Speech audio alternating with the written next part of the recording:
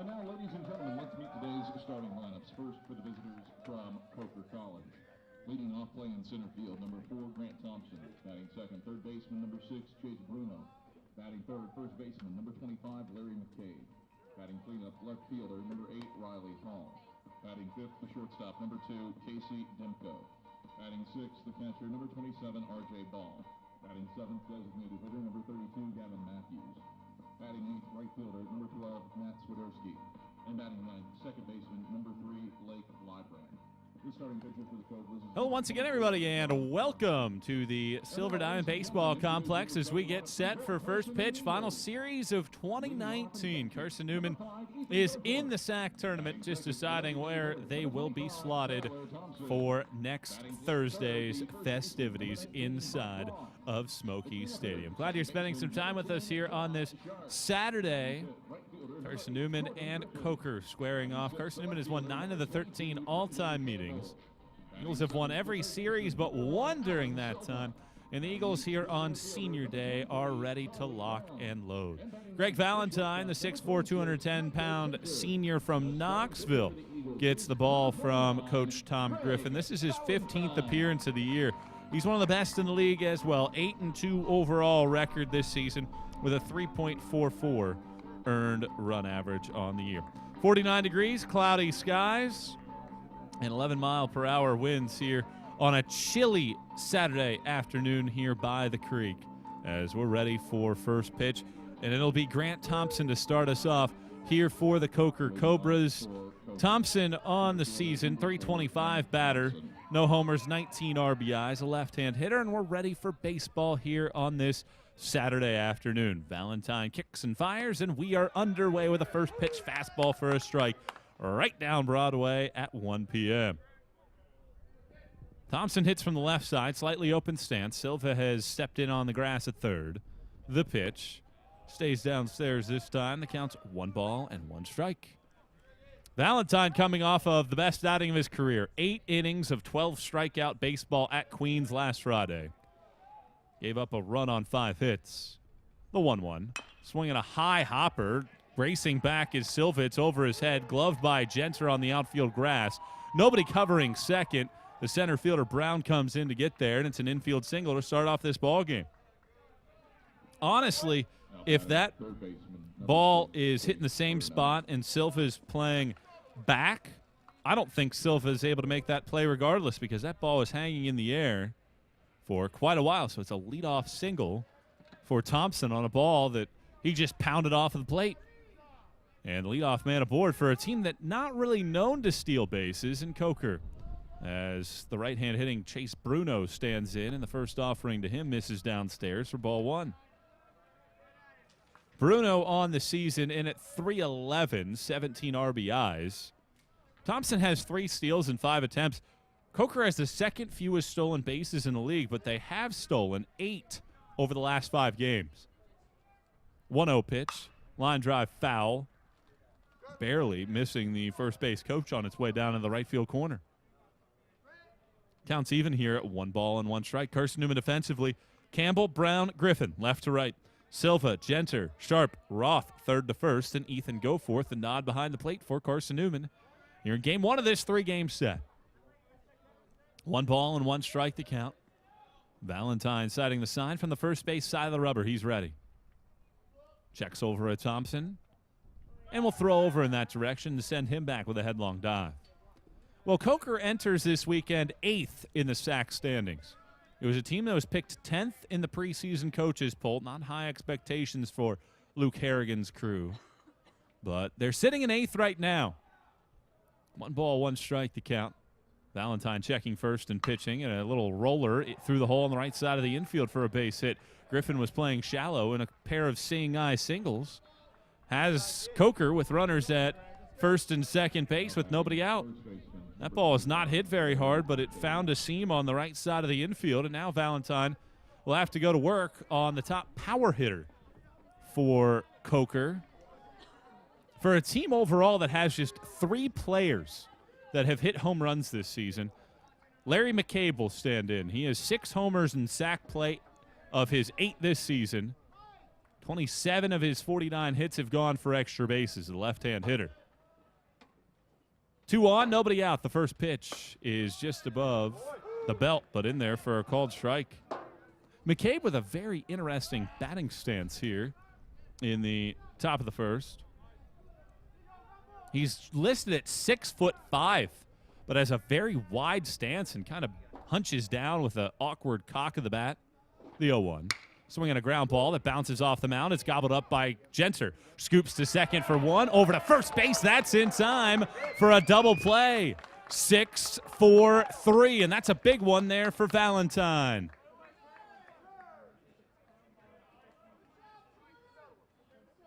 So Valentine able to twirl that one up. Now batting. Chalk it up 6-4-3. Thompson over to third base with 2 outs now. So big out and a pair of outs to get McCabe. And now Riley Hall will stand in. Hall hits from the left-hand side with 2 outs and no score in the first. Valentine pitches and misses down and away for ball 1. Hall, 294 on the season, 5 homers, 33 driven in. Coker's hit 15 homers all year. Hall has 5, McCabe has 8. 1-0 the count. Here's the pitch. That stays high. A throw down to third base is off of the glove of Silva. Otherwise, they had a real chance of getting Thompson down there at third, who had extended his lead. As I mentioned, Coker is 8th in the league standings, but more than likely they'll need some help from themselves. They need to win more than likely 2 games in this series to feel solid about getting in. 2-0 the count. Here's the pitch. That one drifts off the plate up and away. It's 3 balls and no strikes. Anderson, who is in 9th right now, gets to host Mars Hill for a 3-game set. And you would think that the advantage would go to the Trojans on their home diamond. 3 balls, no strikes. Valentine pitches and misses up and away. A 4-pitch walk, rare for Valentine to do that. He loses Hall. Runners at the corners now in a busy top of the first inning. We're still scoreless as Casey Demko will stand in. Demko is hitting .311 on the year, has driven in 22 on the season. This is a very difficult Coker group to strike out. Only Newberry has struck out fewer times this season in sack games in this Coker Cobra group. So with runners at the corners and 2 outs in the first, Valentine to work on the right-hand hitter. He pitches, and a swing and a tapper off of the plate foul, third base side. 1 strike and nothing. Valentine, a member of this 13-member senior crew that was honored in pregame festivities. A decent crowd here today, not shying away from the wind and the chilly temperatures here in Jefferson City. 1 strike pitch from Valentine on hold. Now here it is. Swing and a miss. Went downstairs to the fastball. Below the knees, gets a swing and a miss, and it's 0-2. Well, Valentine today is making his 91st career appearance and looking for career win number 20. He's 14-3 the last 2 years. Looking to get career win number 20 today. He's been excellent for the Eagles on game 1s. 2 strikes and nothing with runners at the corners and 2 outs. Valentine settles and now delivers, and he gets strike 3 called. That was right down the middle, and Demko couldn't get the bat off his shoulders, and Valentine strikes out the 5-hole batter to end the inning. Coker gets some action, but they strand a pair in the first and held off the board. After a half inning, it is Coker scoreless, and Carson-Newman stepping to the dish for the first time in this one with 2 of the top hitters in the league due up in Goforth and Thompson here on the Eagle Sports Network. Domino's Pizza in Jefferson City and Morristown wants to help feed your business. When you're hungry at lunch, show your business card at Domino's in Jefferson City and Morristown when you make your purchase for pickup or delivery to get 25% off the entire order. That's 25% off your order at Domino's in Jeff City and Morristown when you show your business card. Call 865-471-6700 to get a pizza. Domino's, the official pizza of the Carson-Newman Eagles.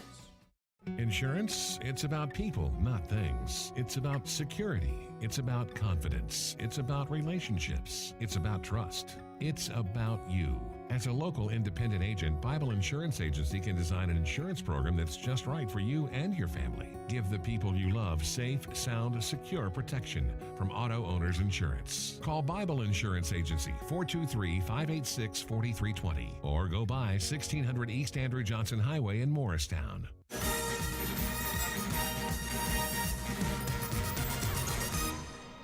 Coker gets plenty of action on the base paths, but strand runners at the corners in the first, and now Carson-Newman will get its turn as John Koski gets the ball for Coker. 6'1", 185-pound senior from Riverview, Florida. Right-hander getting the ball from Coach Luke Harrigan. Koski on the year, 5-3 with a 6.61 ERA. 45 strikeouts, 25 walks, and 47 2/3 innings. And he gets the top of Carson-Newman's lineup that features two of the top hitters in the SAC. And we'll start off with Ethan Goforth. Goforth putting together one of the better all-around seasons by a Carson-Newman player in a long time. .392 batter, 11 homers, 41 driven in. Tied for the team lead in RBIs, second in home runs, or first in home runs rather, and second in batting average. Right-hander stands in as Koski delivers, and Goforth rips this down the left field line, but it'll hook foul. He was right on top of the very first pitch and pulled it just foul down towards the corner. There's some leaves that have pushed through the fence, the upper portion down in that corner, and it just glanced off the top of those down the line. Goforth is very aggressive in the count. He likes to swing early and often. And so far this season, it has panned out for him with an on-base percentage nearing .500.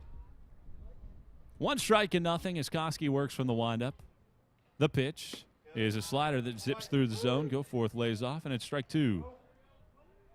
Well, Koski getting the start here on game 1 of this series, trying to set the tone for the Cobras in this 3-game set. The 0-2. Goforth strikes out, was out in front of a slider down and in. And after Koski gave him a pitch to hit, Goforth took care of, or Koski rather, took care of business of Goforth. And with 1 out and nobody on, here's Tyler Thompson. In at .438 on the season, 8 homers and 40 driven in. Hit a grand slam on Tuesday in one of his 2 at-bats. No score here in the bottom of the first. And Koski's first offering, Thompson squares the bunt and takes a ball that picks up a cloud of dirt on its way into the mitt of the catcher ball for ball 1. Hall, Thompson, Swiderski left to right.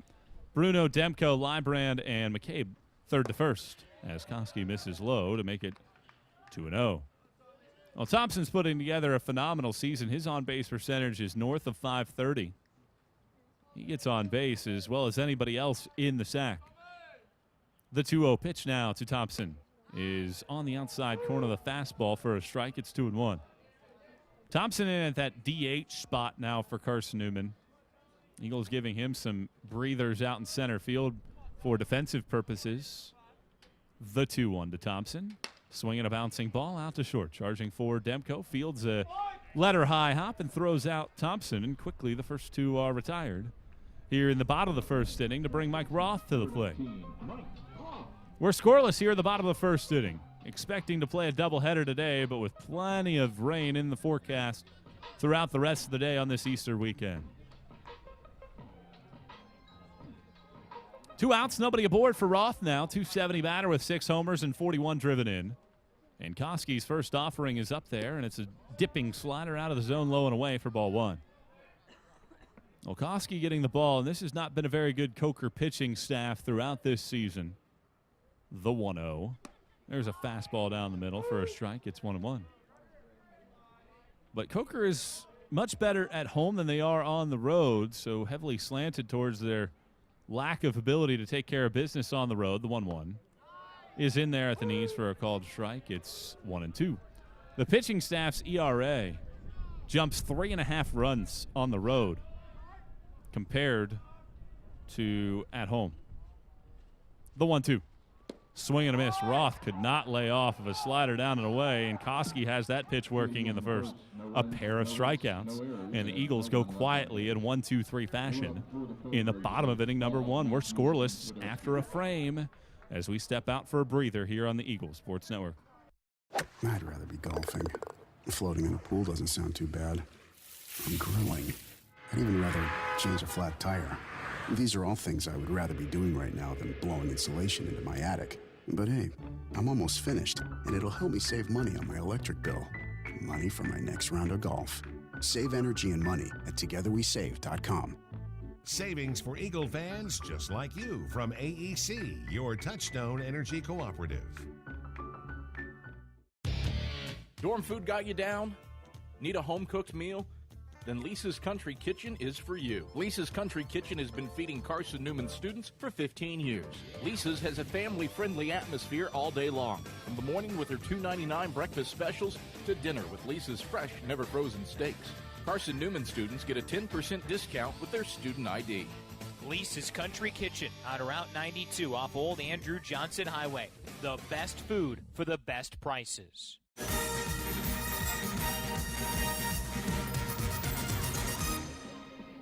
After an inning, there's no score as Greg Valentine toes the rubber here in the second stanza.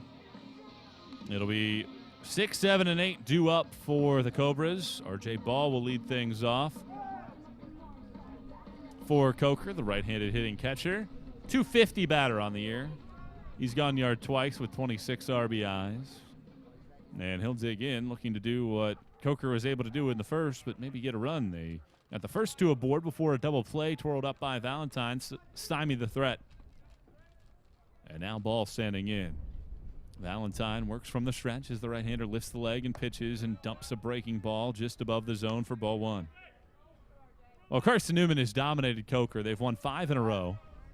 And last year, it was slow going for Carson-Newman at the beginning of the series. The 1-0 is a slider in there for a strike at the knees, 1-1.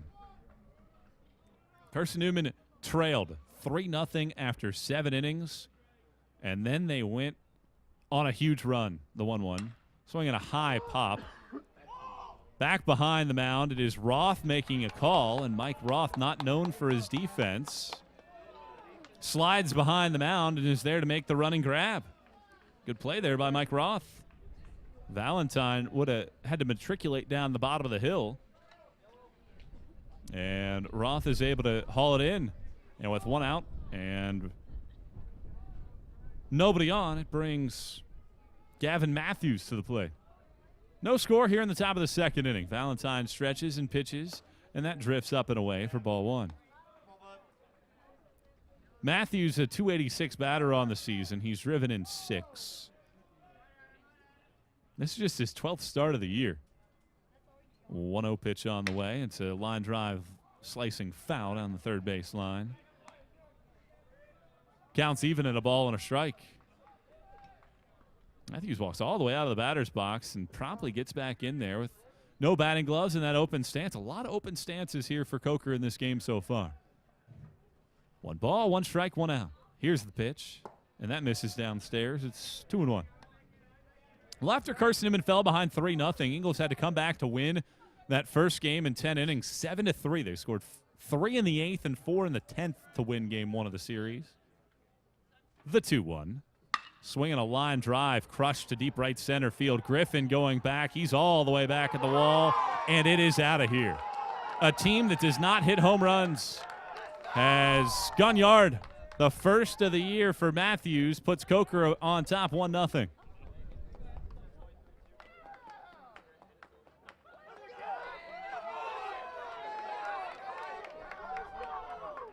Well, that was a juicy pitch out over the plate. And Matthews didn't miss it, just the team's 16th home run of the season. And it's 1-0 Coker. Well, in the final 19 innings of last year's series, Carson-Newman outscored Coker 24-7. Eagles will try to get things going here a little bit sooner, but they already trail here in the second inning.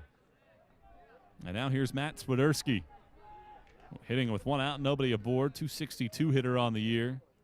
And Valentine's first pitch is a swing and a miss. 1 strike and nothing. Well, let's see if Valentine can put that to the side and get back here and focus. Maybe that's something that wakes him up. Right-hand pitcher kicks the leg and pitches, and a swing and a miss. And he's quickly ahead at 0-2. That's just the 6th home run allowed this year by Valentine. 2 strikes and nothing. Here's the pitch. And there's strike 3 called. That's the 2nd time in this game in which a Coker batter has just stared at a center-cut fastball from Valentine and taken it for strike 3. So with 2 outs and nobody on, here's Lake Librand. Librand will stand in, 294 batter, 16 RBIs on the year. 1-0 Coker here in the 2nd. Valentine delivers, and Librand tries to bunt and whiffs through it. 1 strike and nothing. Well, only one other game currently going on, and Newberry is just pounding LMU 9-0 in the 3rd. 1 strike pitch, misses down and away. 1-1. Congratulations go out to Russell Triplett and his crew last night, winning the SAC regular season championship outright in the nightcap of the doubleheader in Harrogate behind Josh Bookbinder. The 1-1. That's off on the plate, rather, inside corner for a strike. Wow. That looked inside and off the plate, but a call given to Valentine as he gets ahead at 1-2. Librand didn't really like the call. Now the 1-2 pitch. Swinging a bouncing ball on 2 hops. Pops into the chest of the shortstop, Genter. He throws to first, and that ends the inning. So Valentine bounces back, but Coker gets on the board. Gavin Matthews, his first home run of the season, has the Cobras ahead 1-0 after an inning and a half here on the Eagle Sports Network. My name is Cadet Amber Calvillo. I'm in the 278th in the Army National Guard, and I currently go to Carson-Newman. I joined the Tennessee Army National Guard for the experience mainly, so I can say that I'm a part of something totally bigger than myself. Text 278-ACR to 70000 to join the Tennessee Army National Guard. At the Cade Insurance Agency, our focus is you. The Cade Insurance Agency offers personalized protection plans to cover your auto, home, business, or life and health. At Cade Insurance, our goal is to partner with you in determining your insurance needs and to provide the best customer service. At Cade Insurance, we believe that loyalty is a quality that is earned. You are important to us. Call 865-475-3391 for a quote today or visit CadeInsuranceAgency.com.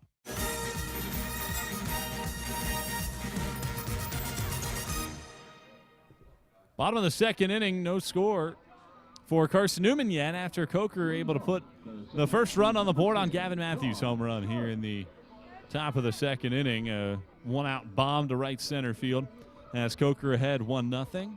And now it'll be the heart of Carson-Newman's lineup, looking for their first base runner here in the 2nd. John Sharp will start things off. Sharp, a .322 hitter this season, 6 homers and 39 RBIs. Hits from the right-hand side. The first pitch to Sharp is down and away for ball 1.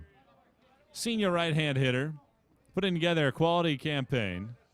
Eagles winners of 6 in a row, longest active streak in the SAC. The 1-0 is a curveball. It drops in for a strike, and it's 1-1. Well, Koski right now is almost working backwards, using a lot of his off-speed stuff to keep Carson-Newman off balance. The 1-1. Another slider, and this one's a swing and a miss. 1-2.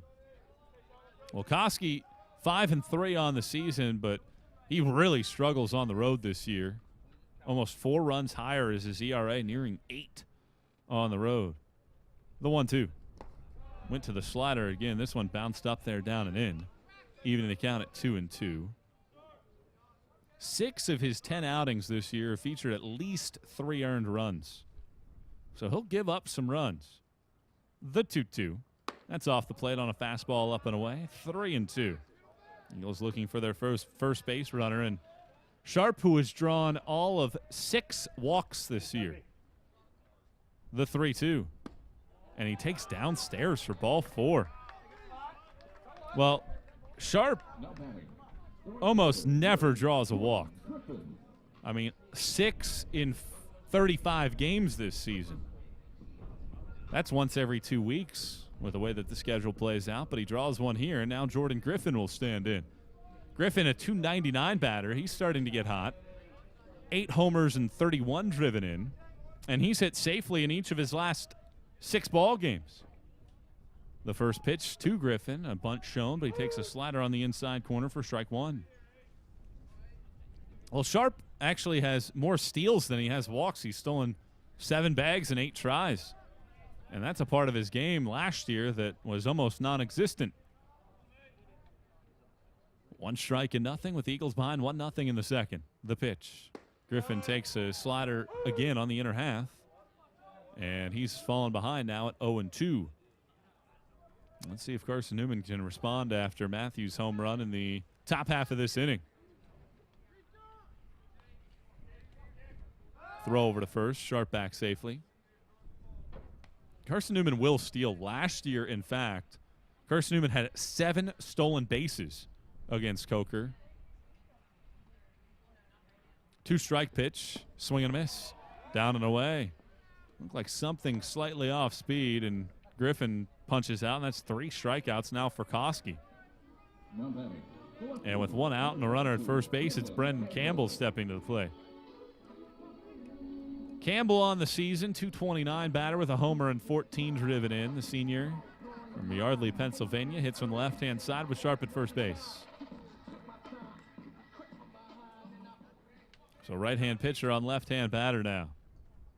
Koski to work from the stretch as he stretches and now pitches, and Campbell hits one sharply, but right into the glove of a waiting Librand at second. He shovels it to the shortstop Demko over to first base for a double play, getting Campbell to end the inning. So 4-6-3, they roll it up, and Carson-Newman sends the minimum to the plate. What looked like a promising frame with a leadoff walk results in a 4-6-3 twin killing. Hard hit ball from Campbell, but was hit right to Librand at second, and they're easily able to turn that one over.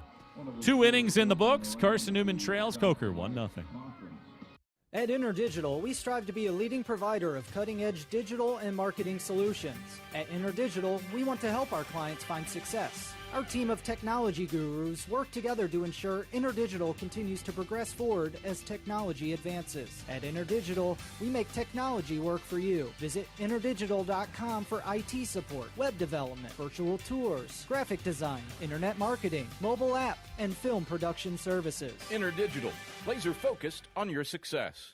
Serving East Tennessee for 40 years, Magaha Electric is the perfect choice for all your electrical projects. Magaha Electric specializes in commercial, retail, manufacturing, residential, and industrial contracting needs. Magaha Electric can provide superior service, technical know-how, and realistic budgeting for any size project in a timely, cost-effective manner. Visit MagahaElectric.com for all your electrical contracting needs. Magaha Electric, your East Tennessee electrical contracting source.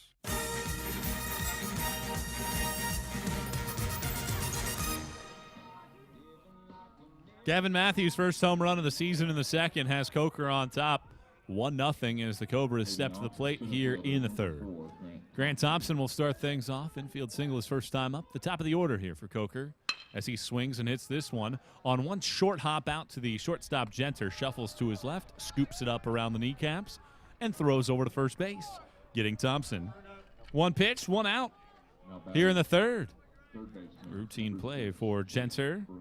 And now Chase Bruno, who singled through the right side of the infield his first time up. Valentine at 31 pitches now in the game. He's given up so far 3 hits. And the right-hand hitter up as Valentine works from the stretch. And his first pitch sliders way up and away for ball 1. Coker 1, Carson-Newman 0. Cobras have left a couple on base. Eagles with zeros across the board so far. 1 ball, no strikes. Valentine set and pitching. And that's off the plate up and away. It's 2-0. Well, what Valentine has given Carson-Newman isn't necessarily the same as a Dylan Cate from last year, where Cate could really dominate on Friday nights. But Valentine has given Carson-Newman a chance to win every single Friday he's gone to the ballpark. And in this case, Saturday in Game 1 of the series. 2 balls and no strikes. Right-hander coming set. He lifts the leg and pitches, and he misses downstairs and has fallen in a 3-0 hole. He had been a reliever pretty much his entire life. That started in the high school days for the first 3 years here at Carson-Newman. 3-0 the count. Here's the pitch, and that's on the inside corner for a strike. It's 3-1. And has moved into the rotation this year, and it has worked out well for Carson-Newman. Had not had a start through his first 74 career appearances as he delivers and is swinging a bouncer third base side foul. 3-2. And Valentine, who with the 19 wins, the 3 saves, has over 150 career strikeouts as well. 3 balls, 2 strikes. Valentine pitches. It's a foul ball off of first base out of play. Valentine's worked back from a 3-0 hole to even the count at 3-2.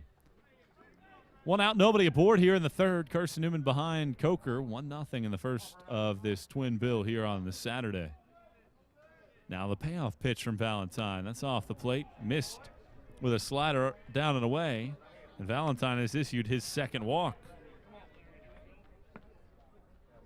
Well, 1 out has been Valentine's struggle. He walked the 1-out batter that he faced in the first. He gave up a home run with 1 out in the second and walked the batter with 1 out here in the third. And now Larry McCabe, who went into a 6-4-3 double play his first time up, will stand in as Mark Allen bounces out of the dugout to go to the mound and have a word here with Greg Valentine.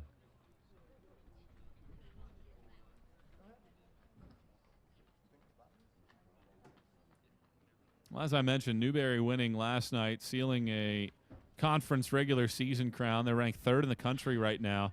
That ended Catawba's 6-year run as the top team in the South Atlantic Conference.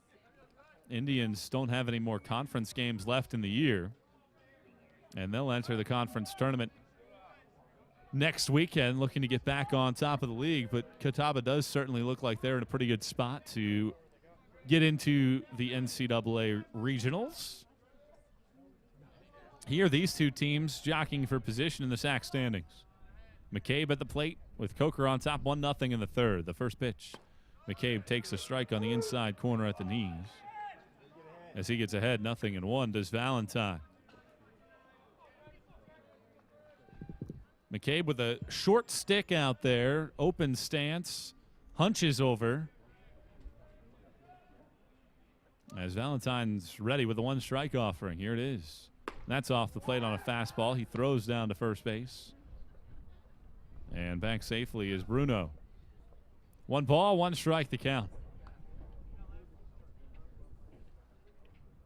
Bruno at first base, much like the rest of this group, not really known for their stolen base presence, but he does have 5 in 7 attempts. 1 ball, 1 strike. Valentine pitches, and a swing and a miss, a tailing fastball down and away. That was a good one from Valentine to get ahead at 1-2. Well, he has that ability to throw that pitch to left-hand hitters that can be awfully frustrating. A pitch that starts in the zone and tails down and away. With a count and a ball and 2 strikes with 1 out. Valentine's ready to work with a high hold. He pitches, and it's a swing and a miss. Same pitch, tailing fastball down and away. Valentine has his 3rd punch out, and there's 2 outs now in the 3rd. Left fielder, number 8, Riley Hall. And now here's Riley Hall. Hall drew a walk back in the first. And with 2 outs and the runner at first base, Coker on top of Carson-Newman. 1-0, Valentine dealing with traffic again. All left-hand hitters, swings at the first pitch and fouls it straight back to the screen. Valentine gets ahead at 1 strike and 0. Well, right now the Carson-Newman offense is not awoken. And Valentine has had to have some stressful innings here, and it's something that honestly he's pretty used to. 0-1 and holding. Right-hander coming set. Glance over at first base and will throw in that direction. Valentine gives up hits, has done so throughout his career. In fact, you look over at his time, and pretty much his entire time at Carson-Newman, he's been the stopper in big innings.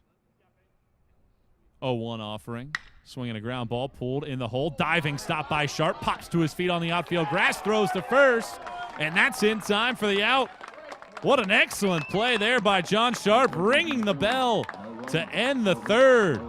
A ball deep in the hole at second. Leaned out to his left-hand side on the grass. Was able to make the diving snare. Get to his feet. And throw out Hall to end the third. Good defense for Carson-Newman. Now they need some offense. Bottom third of the order to the bat rack. Alan Silva's 6-game hitting streak coming up next here on the Eagle Sports Network.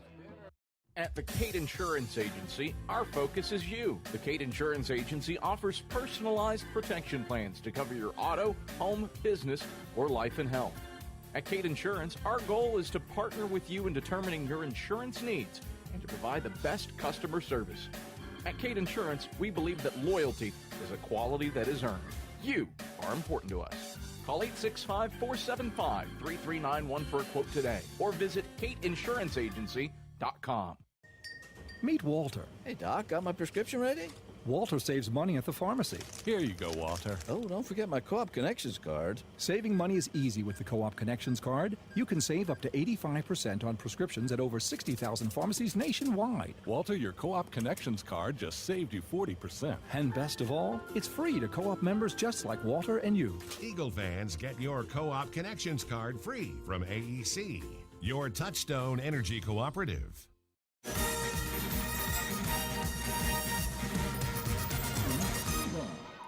Bottom of the third inning, Alan Silva will start Carson-Newman off as John Koski has faced the minimum through 2. A 1-out double play ball in the second inning ended that frame after the leadoff walk as his first pitch to Silva bounces in the dirt and drifts to the backstop for ball 1. Silva's average has risen to 274 on the year. First career home run on Tuesday, a 3-run shot, 10 RBIs. The 1-0. Fastball outside corner for a strike. It's 1-1. Silva riding a career-long 6-game hitting streak. 9 of his last 20 at the plate. Has been hot. The 1-1. And Silva looks at a curveball in the dirt that skips all the way over towards Carson-Newman's dugout. 2-1 the count. Coker has a 1-0 lead thanks to the 1-out home run in the second from Gavin Matthews. 2-1 the count to Silva. Koski twists and turns, and sliders right over the heart of the plate for a strike. It's 2-2. Well, Koski did not pitch against Carson-Newman last season, and he's looked really good out there on the mound here so far. The 2-2 pitch. Swing and a miss. Uses the slider again. Silva is tagged out. At least he thought he was, and the throw went down to first base regardless to complete the strikeout. 4 punch-outs for Koski. He struck out 4 of the first 7 he's faced. And now here's Charlie Brown. Brown hitting just .211 on the season with 12 RBIs. Now with 1 out and nobody on, Koski right now looks almost unhittable with how Carson-Newman is approaching things at the plate. Right-hander delivers, and there's a strike on a curveball at the belt. 0-1. Well, you do look back at Koski's time. He's had some big-time outings this year. The 0-1. Downstairs, 1-1. He went 7 innings of 1-run baseball against Newberry on March 8th. That was a 4-1 Coker win. So Koski has shown the ability to have some quality outings. The 1-1. Curveball is on the inside corner for a strike. Brown didn't like it. 1-2. But Koski sitting at just 29 pitches, and Carson-Newman's offense has looked modest here early. Infield back, outfield straight away, the pitch. And Brown rips this to left field. There's the first hit of the ball game. A solid single on a 1-2 pitch into left field for a base hit. Now batting, the shortstop, number 26. Charlie Brown with a poke. Let's see if that gets this Carson-Newman offense rolling now with Micah Genter stepping in. Genter's average has risen all the way to 268 now on the year. Has driven in 21. Genter hitting right around 300 over the last month plus. 1 out and 1 on. The first pitch, Genter pushes a bunt, third base side. That's excellent. Fielded by Bruno, throws to first base to get Genter. It moves Brown into scoring position on the sacrifice that works 5-3. A really good bunt there by Genter. Almost so good it was nearly a hit.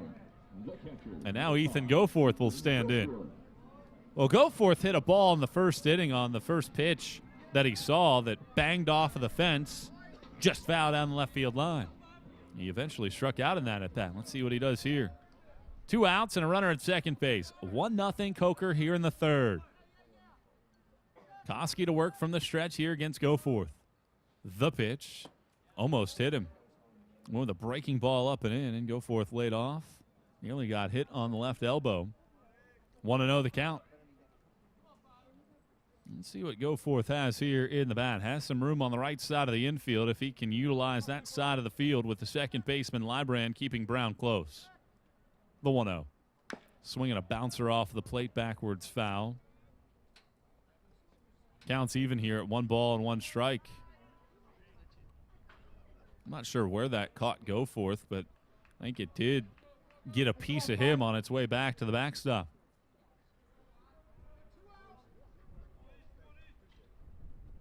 One ball and 1 strike to count here to Goforth, who's putting together Player of the Year caliber numbers. Left fielder Hall is almost on the warning track deep and left. 1 ball, 1 strike. Here's the pitch. Swinging another ball, yanked. This one well foul. In on the hands, and Goforth turned on it. Wind is blowing out to left field, so Goforth has plenty of real estate to work with. 1 ball, 2 strikes. 2 men out. Eagles trying to tie the score here in the third. The pitch. Swinging a ball. Again, pulled foul down the line. Goforth just out in front of it. Looking to straighten things out here against Koski and find a way to tie the score.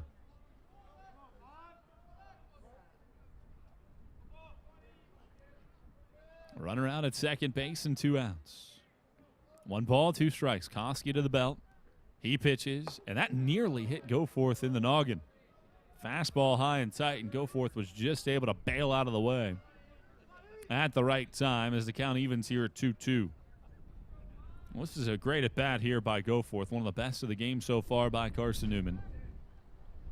2-2 the count. Wind picking up, the pitch, and a slider misses inside. And honestly, more than anything, the wind might have impacted that pitch.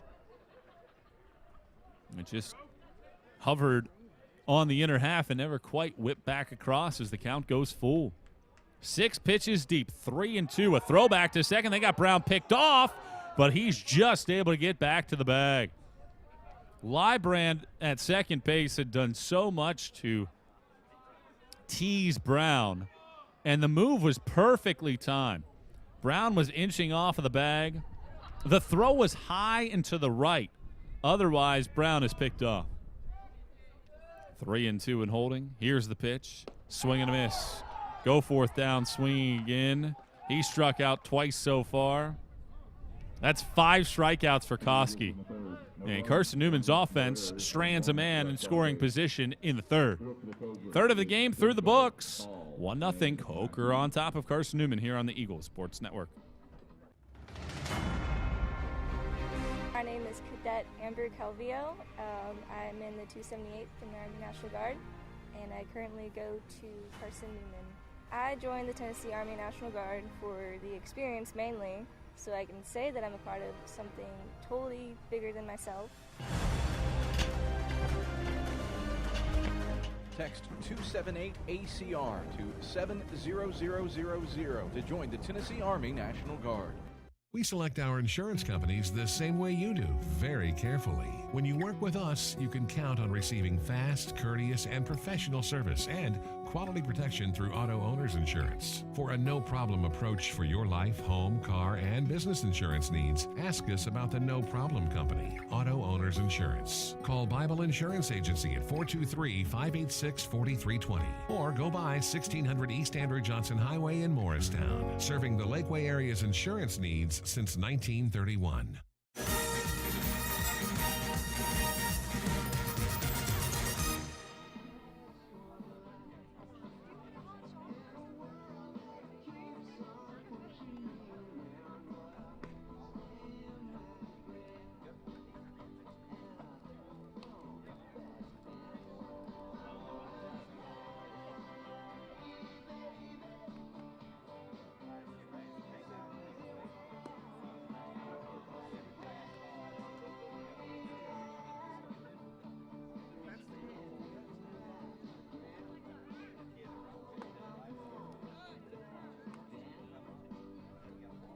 Greg Valentine looking for a stress-free inning here in the fourth.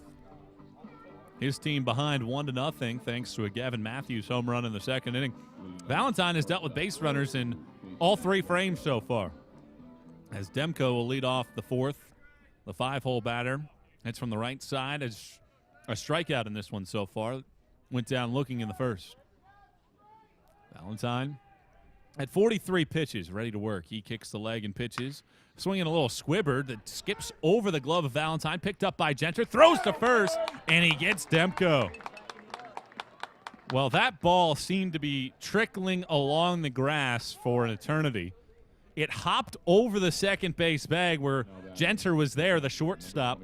Sliding to his left, was able to gobble it up, and in one motion, whip a throw over to first base and get Demko, who just didn't quite have the wheels to get down the line.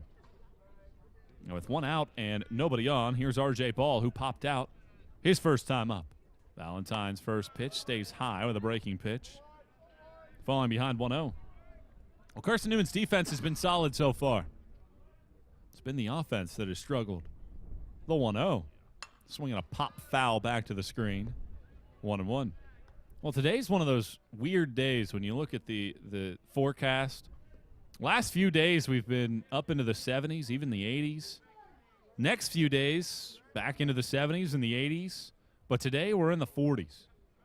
1-1. Bouncing ball foul, third base side. It's 1-2. So for all the preparation that the team did in the warm weather, today they have to deal with some of that February weather. 1 ball, 2 strikes the count here to Ball. Valentine pitches, and Ball swings and lines it to left field for a base hit. 1 hop in front of the left fielder, Brendan Campbell, who doesn't have to move to field it on a hop. And a 1-out base runner yet again for Coker. They've done it in every inning so far.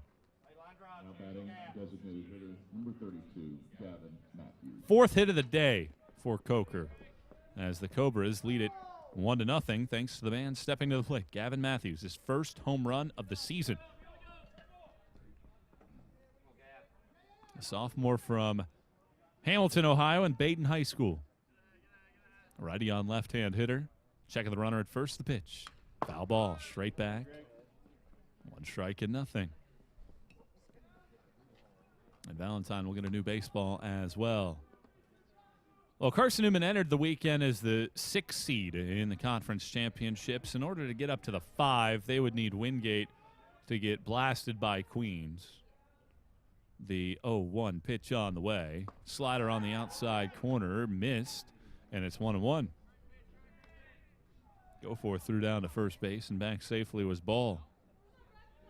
Well, Queens is as bad defensively as there is in the country, and you go to Ron Christopher Field, you have to be pretty solid defensively for a field that almost downslopes from home plate. 1 ball, 1 strike.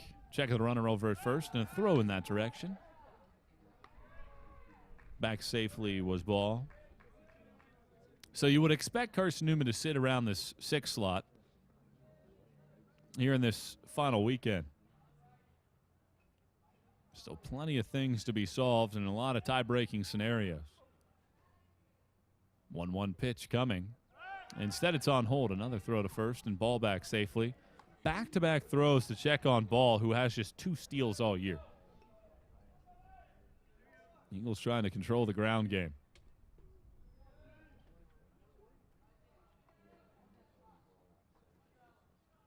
Valentine juggling the ball in the right hand, comes set, throws to first again. That's 3 straight throws to first base for a catcher at first, and a team that has the second fewest stolen bases in the league. I don't think ball's going anywhere. 1-1 the count. Valentine again with a high hold. And now pitches. Swinging a line drive to left field. Campbell going back. He'll reach up before he gets to the warning track to make the catch. Ball retreats back to first base. A hard hit ball for Matthews, who's hit it on the nose a couple times in this one. And there are 2 outs as Campbell able to make the grab and left. So with 2 outs on the runner at first base, here's Matt Swiderski. He struck out looking his first time up. Coker ahead, 1-0. Valentine stretches out there on the mound and pitches. And he misses off the plate down and away, and a throw down to first base to check on ball, and he's back. Eagles awfully concerned with the runner over at first. Valentine looking to take care of the hitter now, the 1-0. High fly ball to left field, drifting back Campbell, still going back to the wall. He looks up, it's off the top of the wall. Campbell ran into the fence, throws it back in. Genter will turn the relay throw to the plate. Ball hustling home, picked up by Goforth. He slaps the tag on ball for the out to end the inning. Excellent relay throw, 7-6-2, and the Eagles defensively do it again. So chalk it up as a double for Swiderski. Ball, who, had no chance to score. 7-6-3. And a good relay throw first from Campbell, then from Genter, and then the tag from Goforth ends the inning. So Coker held off the board in the 4th. Now Carson-Newman's offense will try to get on the board, trailing at 1-0 here on the Eagle Sports Network. Hi, this is Carson-Newman head football coach Mike Turner. When you come to Carson-Newman for a game, there's only one place to eat, Lisa's Country Kitchen. Lisa's Country Kitchen has the best food for the best prices. I can tell you, after eating here for nearly 15 years, Lisa's is the most family-friendly restaurant in the Lakeway area. Stop by and tell Lisa I sent you, and go Eagles. Lisa's Country Kitchen on Route 92 off Old Andrew Johnson Highway. The best food for the best prices. Best tailgate? It's gotta be burgers. And an ice cold Coke. Real football y pollo asado. Hoops and wings. Dude, subs. Nah, hot dog. No, Dodger dog. I'll drink to that. Pass me a Coke. It's gotta be crawfish. Mac and cheese. No. 7-layer dip. Ribs. No contest. Hummus. What? You need a hot grill. And an ice cold Coke. Of course. Football and Coke. Come on. It's got to be Coke. Game day? Race day. Calls for Coke. You know it. It's tailgating 101.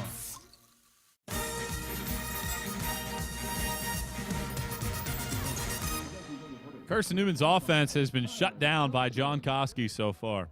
A walk and a single are the only 2 base runners Carson-Newman has been able to get.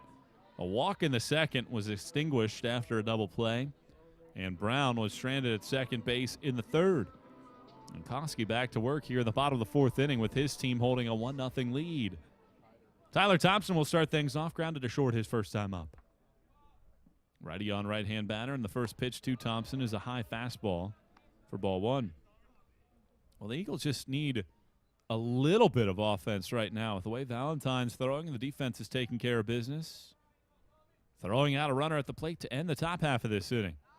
As Koski twirls a slider on the inside corner at the knees for a strike, it's 1-1.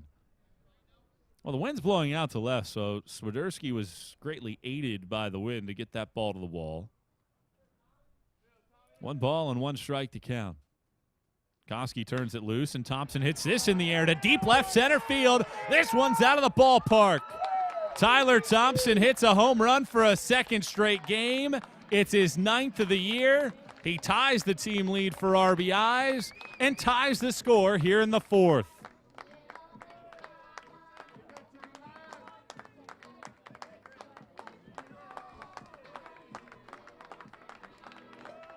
Well, Thompson found a pitch that he liked right out over the plate, and he did not miss it. I don't know if the outfielders even moved.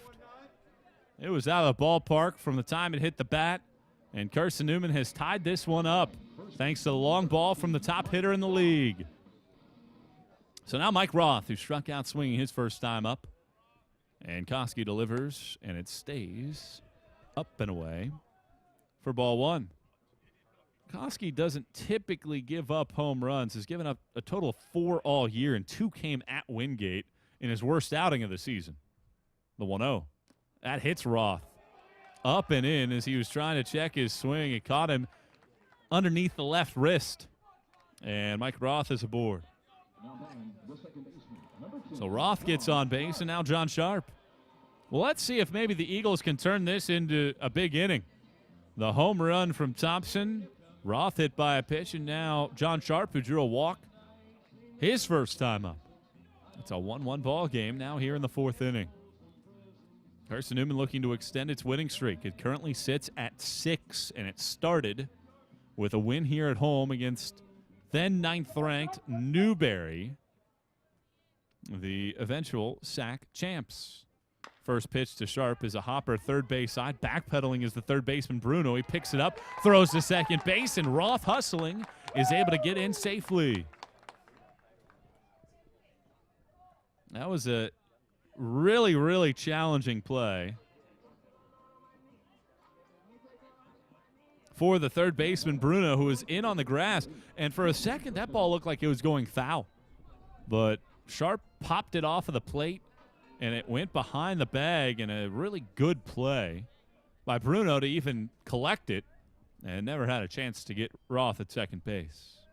So now Griffin, who squares the bunt and takes a fastball across the belt for strike one. Well, here's the situation now for Carson-Newman with nobody out to try to get a sacrifice bunt down. The third baseman, Bruno, is laying back. The first baseman, McCabe, is charging. You want to push this third base side. Griffin does so. Third base side, but it goes foul. It stayed fair for 2 hops, and then that second one twisted. Third base side across the chalk in foul ground.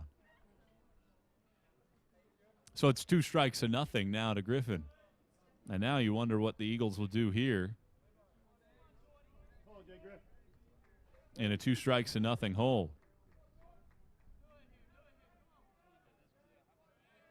2 men on, nobody out after the Eagles got on the board on the home run from Thompson.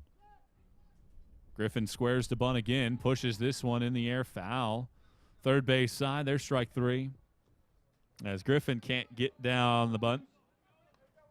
So he strikes out, and it's the 6th strikeout for Koski. Koski's season high for strikeouts has happened twice. 9 times at Tusculum and 9 times at Queen, an 11-0 victory over the Royals. So with 2 men on and 1 out, here's Campbell. Hit into a 4-6-3 double play his first time up. Righty on lefty. Koski straightens, and time called by Brendan Campbell. Well, Campbell hitting in the 6th slot in the lineup. When he does so, Carson-Newman is unbeaten. CN 12-0 this year when he's been in the 6th hole. Already on left-hand batter, the pitch. Campbell swings at a high fastball and pushes it back towards the screen off of the mitt of ball for strike 1. Well, here's a situation for Carson-Newman that they would like to at least be able to get Roth in. Been a grind for Carson-Newman's offense here early. But 2 men on and 1 out. The 0-1 drifts off the plate, down and away. It's 1-1. Carson-Newman with more hits in this inning than they had through the front 3 combined. A couple of them already. Up to 3 in the game now. Here comes the 1-1. Foul ball off the end of the bat from Campbell. He bounces it backwards. Counts the ball in 2 strikes. That's a couple times in which Campbell has stepped out of the batter's box and had something to say to himself. He's just missed on a couple pretty good pitches to hit. McCabe playing behind Sharp at first base. The 1-2. That's off the plate. Campbell leaned out over the dish, but laid off as the count evens up here at 2 balls and 2 strikes.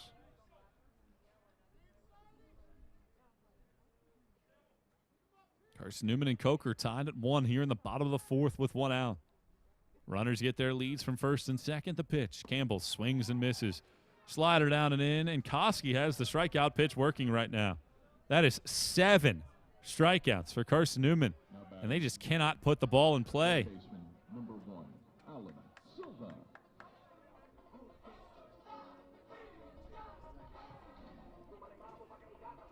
So now Alan Silva, who struck out swinging an inning ago.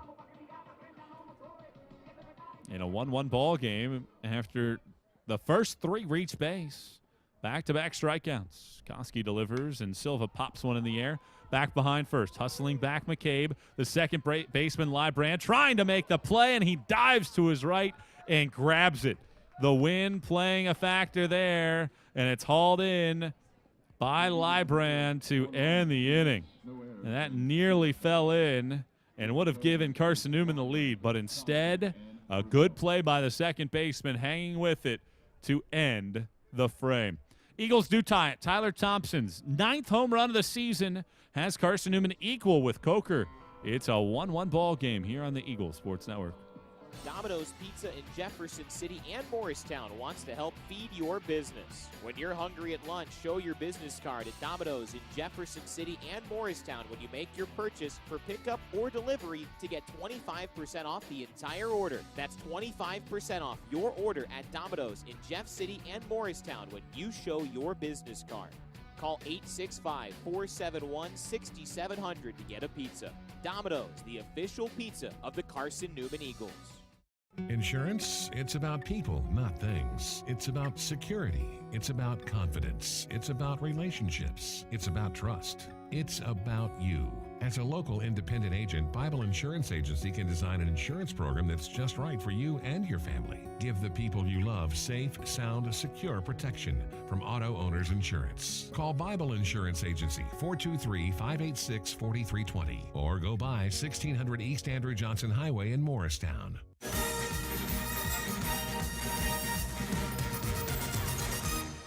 One ball game, first of this 3-game series. Home runs have been the difference. Matthews in the second for Coker, Thompson in the fourth for Carson-Newman. As Valentine works on Librand to start things off. Right-handed hitting second baseman, swings and misses at the first pitch. From Valentine for strike 1. Librand grounded out to short his first time up. 1 strike and nothing the count here in a 1-1 game in the 5th. The pitch, swinging a bouncing ball, third base side foul. Hooked just down the line. And it counts even here at a ball and a strike.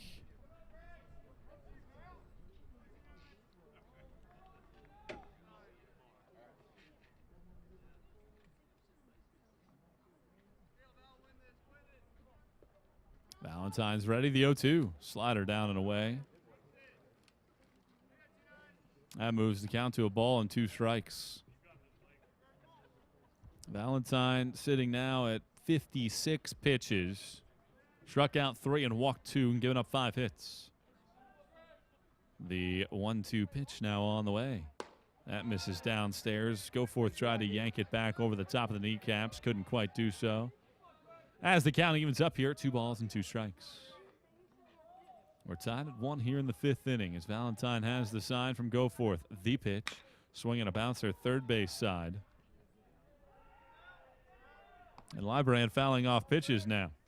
Well, Coker has had a base runner in every inning so far. They've had hits in 3 of the front 4. The 3rd inning, a 1-out walk was their only base runner. Valentine's ready with a 2-2. Here it is. It's a swing and a roller third base side. It bounces fair and skips foul. And we'll do it again. 6 pitches deep here in the 5th to the leadoff batter, Librand.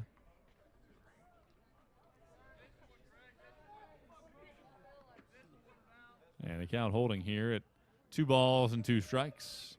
The 7th pitch of this sequence coming up as Valentine set. He delivers. Sliders grounded out to the shortstop, Genter. Circles around it, scoops it up near his left hip, and throws out Librand. 1 away here in the 5th. Now batting, center fielder, number 4, Grant. And with 1 out, nobody on, it brings Grant Thompson to the plate. Infield single in the first, ground out to short in the third. 1 for 2 on the day. Coker out hitting Carson-Newman 5-3, but we're tied in the scoring column at 1. Righty on left-hand hitter is Valentine set and pitching. Thompson squaring to bunt and takes a strike on the outside corner. Well, if you're Carson-Newman, you look at Valentine, and he has the stuff right now that could give you the complete game. The 0-1. Swinging a little flare down the left field line. This is going to drop in for a base hit. Hugging the line, picked up by Campbell. Quickly gets it back to the infield. And Thompson settles for a one-out single. Now batting third baseman, number 6, Chase Bruno. Well, Thompson has 2 hits today, and they've just been in the right spots. His infield single skipped over the third baseman, Silva. Otherwise, it would have been an out. And this ball was barely floated out to left field, but in the right spot for a base hit. So now he's aboard with 1 out in a 1-1 game in the 5th. Bruno at the plate. Swings at the first pitch and fouls it towards Carson-Newman's dugout third base side for strike 1. Bruno singled in the first, walked in the third. Been aboard twice so far against Valentine, who has stranded 4 men on base so far in this game. 0-1 and holding. Valentine delivering and missing high with the breaking ball. Quick throw down to first, and Thompson back safely. Counts even here at 1 ball and 1 strike. Well, that Anderson game against Mars Hill has been pushed back to 2:30 with the weather. 1-1 and holding the pitch. Swinging a bouncer, foul. Third base side again. It's 1-2. Newberry has pushed its lead out to 12-3. That's in the top of the 5th inning. Couple different players with a couple RBIs. Peyton Spangler is one of those. Luke Orr and Dalton Lansdowne looking to win the series against the Splitters. 1-2 and holding the pitch. Slider is a bouncer off of the plate. Charging forward is Silva. Fields it in front of Genter and makes the throw to first base for the out. Well, that could have been either Silva or Genter, and Silva took charge to make the play on the high hopper, hit out towards shortstop. And it was a nice play by Silva to take charge of that one and throw out the runner at first base. But Thompson moves into scoring position now at second. And with 2 outs, it brings McCabe back to the play. 0 for 2 in the game. 1-1 game in the 5th. 2 outs. Valentine's pitch is a swing and a miss. Big left-hand hitter waving over the top of it. It's the bottom of the 4th inning at Ron Christopher Stadium. And how about Queens? More surprisingly than having the lead, they don't have an error so far. They lead at 3-1 in the bottom of the 4th. 1 strike and nothing here to McCabe. A check a second, the pitch. Swing and a miss again. Another fastball down and away. Dominic Ford has a walk and a hit. He's driven in a pair for Queens so far in the bottom of the 4th inning there. So Queens has to sweep Wingate to make a bid to get into the conference tournament. The 0-2. Swing and a miss. Strike 3. Valentine blows by McCabe for the second time, and that's 4 punch-outs now for Valentine. He strands another base runner. 5 left on base now for the Coker Cobras. Can Carson-Newman continue its offensive flow? It's a 1-1 game through 4.5 here on the Eagles Sports Network. I'd rather be golfing. Floating in a pool doesn't sound too bad. I'm grilling. I'd even rather change a flat tire. These are all things I would rather be doing right now than blowing insulation into my attic. But hey, I'm almost finished, and it'll help me save money on my electric bill. Money for my next round of golf. Save energy and money at togetherwesave.com. Savings for Eagle fans just like you from AEC, your Touchstone Energy Cooperative. Dorm food got you down? Need a home-cooked meal? Then Lisa's Country Kitchen is for you. Lisa's Country Kitchen has been feeding Carson-Newman students for 15 years. Lisa's has a family-friendly atmosphere all day long. From the morning with her $2.99 breakfast specials to dinner with Lisa's fresh, never-frozen steaks. Carson-Newman students get a 10% discount with their student ID. Lisa's Country Kitchen on Route 92 off Old Andrew Johnson Highway. The best food for the best prices.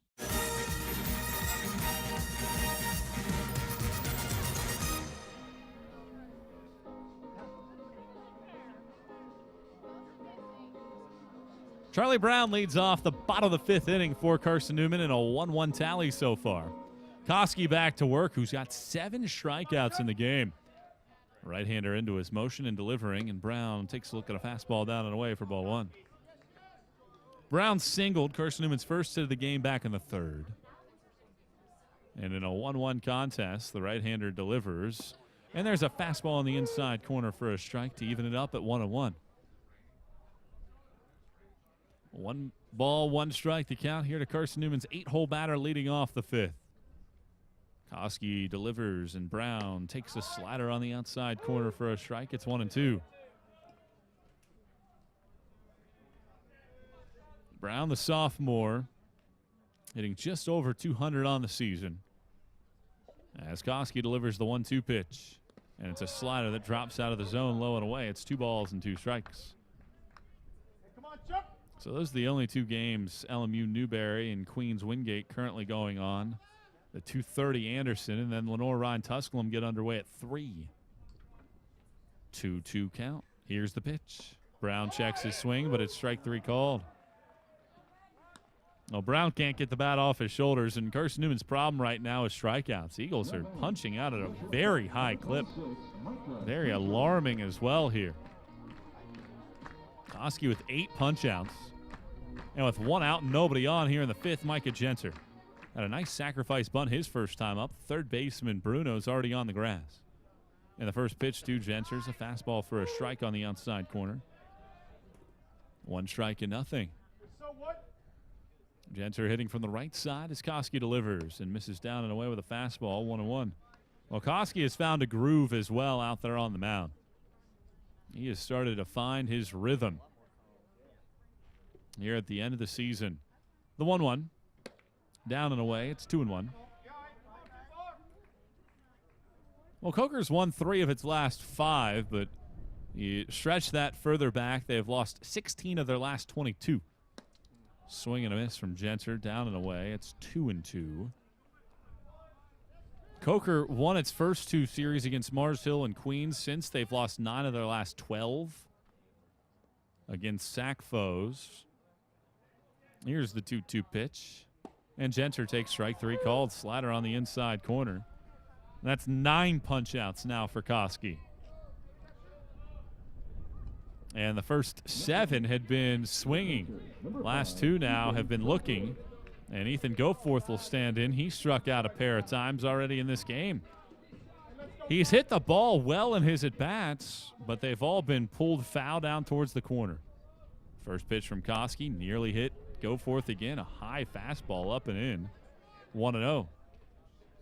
We're tied at 1 here in the bottom of the 5th inning.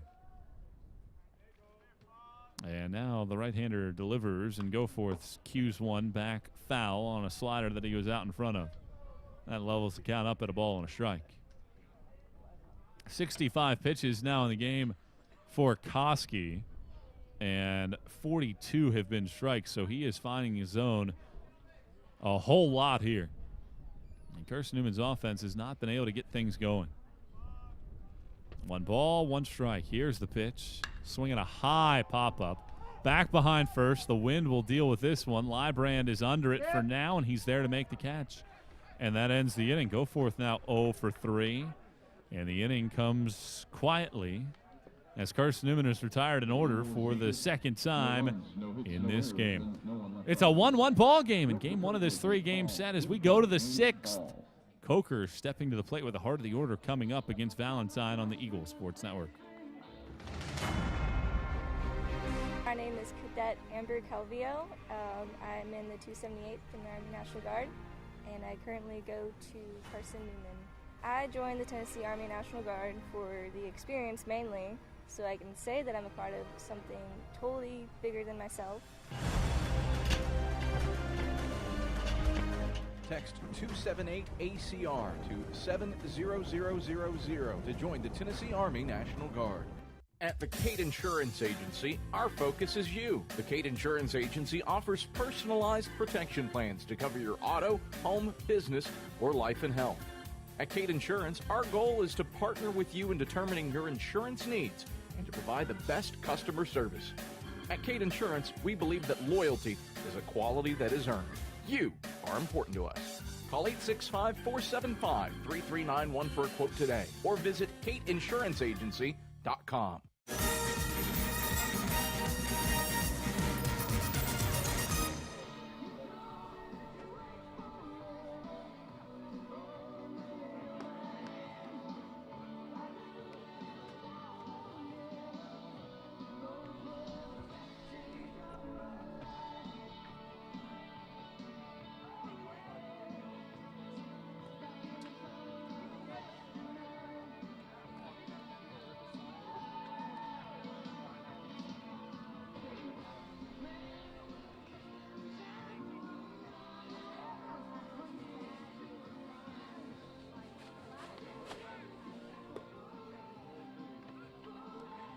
A little bit of rain in the area, dripping outside.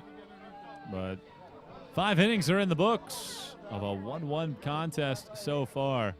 Coker out hitting Carson-Newman 6-3. And Greg Valentine going back to work. He's at 69 pitches so far in the game. And dealing with the heart of the order as Riley Hall will start things off 0 for 1 with a walk. Righty on left-hand batter. And the pitch is a swing and a high fly ball, twisting out towards left center field, going back Brown to the warning track to the wall, and it hits off of the fence. Brown will barehand it, and stopping at second base is Hall with a double. And that ball just continued to drift. The wind is blowing out in that direction. And Carson-Newman's outfielders have had all sorts of issues playing those balls. And that's now 5 of the 6 innings in this game in which Coker has been able to notch a hit. And the leadoff man aboard now for Casey Demko, who's 0 for 2. And in a game like this, you would expect a bunt situation here from Demko. Get that potential go-ahead run over to third base in a 1-1 game. Valentine pauses. He pitches. Bunt attempt shown. And a high fastball misses for ball 1.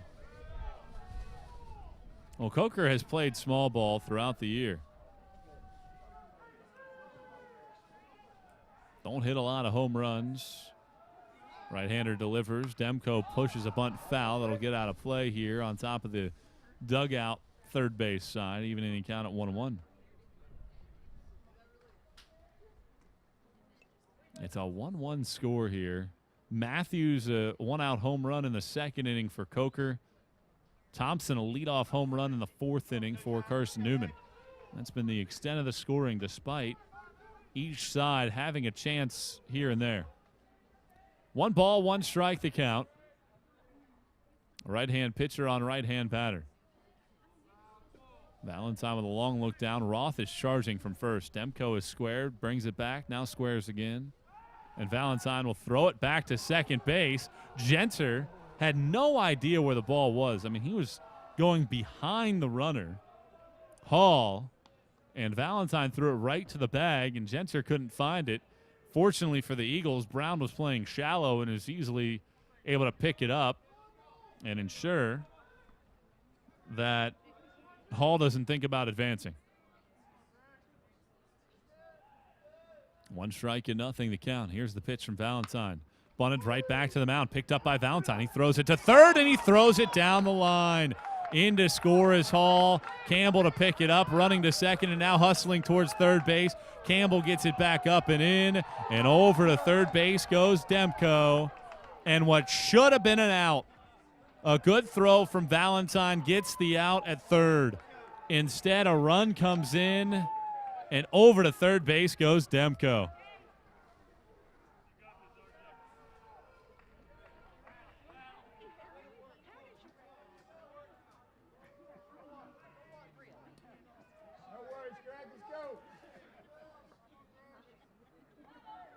So that's just bad defense there from Carson-Newman. They had it drawn up perfectly and just couldn't take care of it.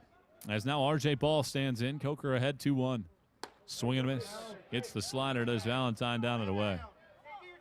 Well, it was a bouncer perfectly placed back to Valentine. He turned, and it would have had to be a pretty good throw, but that throw was so bad and went down into the corner. No chance. As Ball lines this one, fielded on an in-between hop. Or no, they call it in a line by Silva. That certainly looked like it picked up some dirt on the way down the line, but they call it an out. Does the third base umpire Marvin King. Now batting, designated hitter. And with one out and the runner at third base, Coker ahead 2-1. It brings Gavin Matthews to the plate, who has homered to right and hit a fly ball to the wall and left. 1 for 2 on the day, and a 2-1 Coker lead here in the 6th. Carson-Newman has won 5 straight against the Cobras. Right-hand pitcher coming set and delivering, and that drifts off the plate down and away. Throw down to third base and just not in time. Able to get back to the bag was Demko, and not by much. Goforth had a pretty good throw down there. Just not quite in time. 1-0 the count to Matthews. The pitch. That's off the plate up and away. It's 2-0. Well, Carson-Newman's defense all year has not been very good. It has been amongst the worst in the league. They have made untimely errors, and one coming here in this inning has given Coker the lead back. Pick to third base. Silva makes the catch around his ankles, and that's a dangerous decision to go in that direction. Eagles trying to get that runner. And now the Eagles will go ahead and intentionally walk Matthews and put runners at the corners and put the double play ball in effect.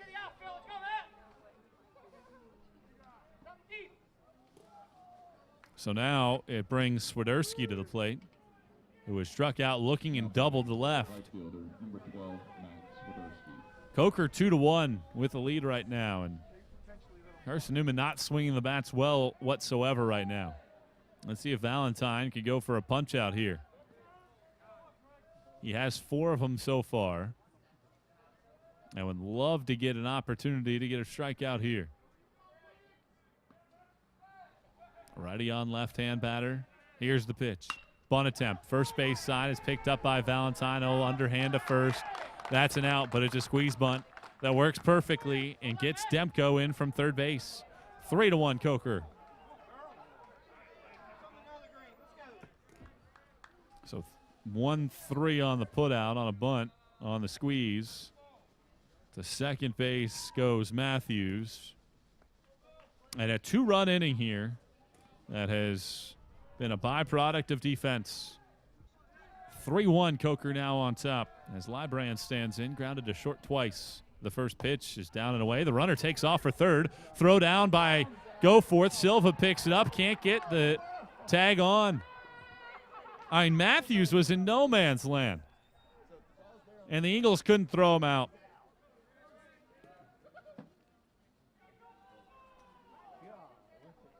And it's 1 ball and no strikes. I mean, that was Matthews just taking off for third. He was just jogging over there. 1-0 the count. The pitch. Check swing. Strike taken inside corner. It's 1-1. Runner at third base is Matthews, looking for some more insurance. Valentine coming set. And now the 1-1 pitch. Swinging a ground ball in the hole. Genter with a backhand. Throws across the diamond to first base. That's in time for the out to end the inning. That's an excellent play from Genter. For the most part, Carson-Newman's defense has been good. But defense causes the problems here in the 6th. The throwing error from Valentine gets a run in and gets a runner to third base. Mistakes from the Eagles have Carson-Newman trailing now. It's 3-1. 5.5 in the books. Can Carson-Newman's offense find some flow? We find out next on the Eagle Sports Network. At InterDigital, we strive to be a leading provider of cutting-edge digital and marketing solutions. At InterDigital, we want to help our clients find success. Our team of technology gurus work together to ensure InterDigital continues to progress forward as technology advances. At InterDigital, we make technology work for you. Visit interdigital.com for IT support, web development, virtual tours, graphic design, internet marketing, mobile app, and film production services. InterDigital, laser focused on your success. Serving East Tennessee for 40 years, Magaha Electric is the perfect choice for all your electrical projects. Magaha Electric specializes in commercial, retail, manufacturing, residential, and industrial contracting needs. Magaha Electric can provide superior service, technical know-how, and realistic budgeting for any size project in a timely, cost-effective manner. Visit MagahaElectric.com for all your electrical contracting needs. Magaha Electric, your East Tennessee electrical contracting source.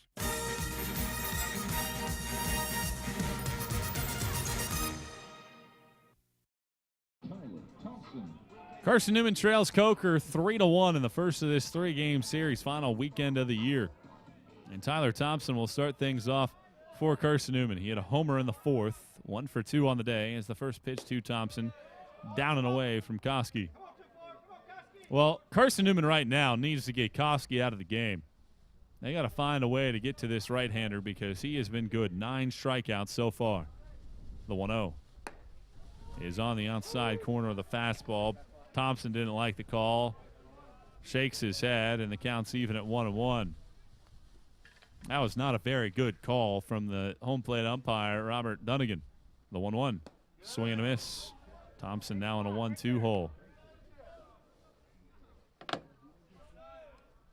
3-1 Coker after the 2 runs come across in the top half of this inning, courtesy of an error. 1-2 pitch now from Koski. Swing and a foul ball. Thompson just got a piece of it. And the count holds at a ball and 2 strikes. Well, Carson-Newman's offense has pretty much been held in check. Koski has retired 6 in a row. 1 ball, 2 strikes. Here's the pitch from Koski. Swinging a fly ball, hit to left field, not very deep. His Hall will go back and over to his left-hand side. He's there to put a squeeze on it. And there's 1 out. That's 7 in a row. Retired now by Koski. Eagles haven't had a base runner since the 4th. And here in the bottom of the 6th inning, trailing at 3-1, it's Mike Roth standing in. He struck out in the first and was hit by a pitch in the 4th. Working from the full windup is Koski with his team ahead by 2. The right-hander delivers, and Roth takes downstairs for ball 1. Roth was hit by a pitch in the 4th inning. Then Sharp singled in the 4th. The 1-0 downstairs, 2-0.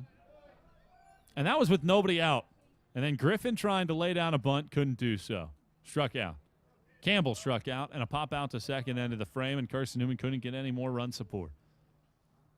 2-0 the count here as Koski into his motion and pitching. And there's a strike at the knees of the fastball. It's 2-1. Well, what Carson-Newman hasn't done a very good job of is work counts. They haven't gone very deep against Koski at all. The 2-1 is a slider on the outside corner. It's 2-2. And you have to credit Koski. He's been throwing strikes here for the most part in this one. 2 balls, 2 strikes the count. The senior right-hander was just about ready to work when Roth called for time.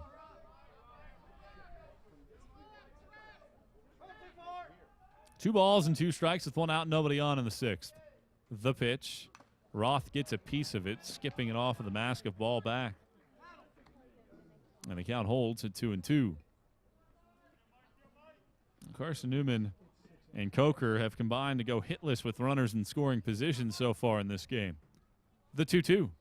Roth jammed on it, flares it out to short. Easy play for Demko as he just waited on it and is able to haul it in. So a jam shot pop out from Roth. 8 in a row retired by Koski, and it brings John Sharp to the plate. Well, Sharp's the only man that has truly figured out Koski so far. He's drawn a walk and singled in his 2 trips. And he will try to ignite a 2-out rally here in the bottom of the 6th inning. Carson-Newman behind 3-1 in game 1 of this twin bill here on this Saturday afternoon. Righty on right-hand batter, the pitch. Nearly hit Sharp's back right foot on a fastball down and in for ball 1. Well, Carson-Newman knows that it's in the conference tournament. The question becomes, can they find a way to get up to that 5 line? The pitch is on the inside corner with a slider. I mean, that's not a strike. I don't know what you're looking at there. It was not caught well. It was down and in, but somehow given a strike. The 1-1. Sharp hits this one in the air to right field. Racing back is Swiderski. Still going. Leaps up with the right hand, and it gets over his hand and off of the fence. Sharp's into second base. Swiderski falls down. Sharp had already pulled the brakes, and he stops at second. Otherwise, he could have gotten a third as Swiderski fell down as he was picking it up. But John Sharp having a great day. Been aboard all 3 times so far in this one, and a double to right field. Ends a string of 8 in a row retired by Koski. Number 8, Jordan Griffin. And with 2 outs, it'll be on Jordan Griffin, who entered with a 6-game hitting streak, but is 0 for 2 with 2 strikeouts in this game. 3-1 Coker, bottom of the 6th. The pitch to Griffin is a fastball up and in. Griffin nonchalantly backed out of the way of it on a ball that was heading right towards his helmet. 1 ball, no strikes. Koski back to the stretch. Can Carson-Newman get even here in the 6th? The pitch. That one does hit Griffin. That hit him right in the back. He had nowhere to go there. And now Carson-Newman in business yet again with a double and a hit batter. And now Brendan Campbell. Campbell has hit into a double play and struck out. Well, he has typically been a phenomenal hitter when it comes down the stretch. His sophomore season, he went 8 for 19 with 5 RBIs and 5 runs scored when Carson-Newman went all the way to the championship game of the SAC tournament. And now a quick conversation out there on the mound with Koski. Gives us a chance to get a couple updates in here. Newberry just continues to throttle LMU. 15-4 is the score now. 6 in the first, 1 in the second, 2 in the third, 3 in the fifth, 3 in the sixth. And just punishing Jeff Six Eyes group. Queens and Wingate are in a shootout as well. A 5-run fourth inning for Wingate put them on top 5-3, but Queens responds back with 3 more in the 5th. And it's a 6-5 Royals lead. Ford with 2 hits, 2 RBIs, 2 runs scored from the top of the lineup for Queens. Here it's 3-1 Coker, having never trailed in this one. The first pitch to Campbell is on the outside corner of the fastball for strike 1. Sharp's at second base. Griffin's at first. A ball to the gap ties the game. And the wind is blowing out to left field here for Campbell as well. Righty on left-hand hitter. The pitch. That's off the plate up and away. Campbell laid off. Counts even at a ball and a strike. Well, Campbell has a big contingent of family in town, the 5th-year senior. Looking to punctuate his career here. 1-1 pitch. Off the plate on a slider. 2-1. And now all of a sudden, Koski's command is starting to evade him. Right-hand pitcher is ready. The 2-1. Slider dips out of the zone low, and it's 3-1.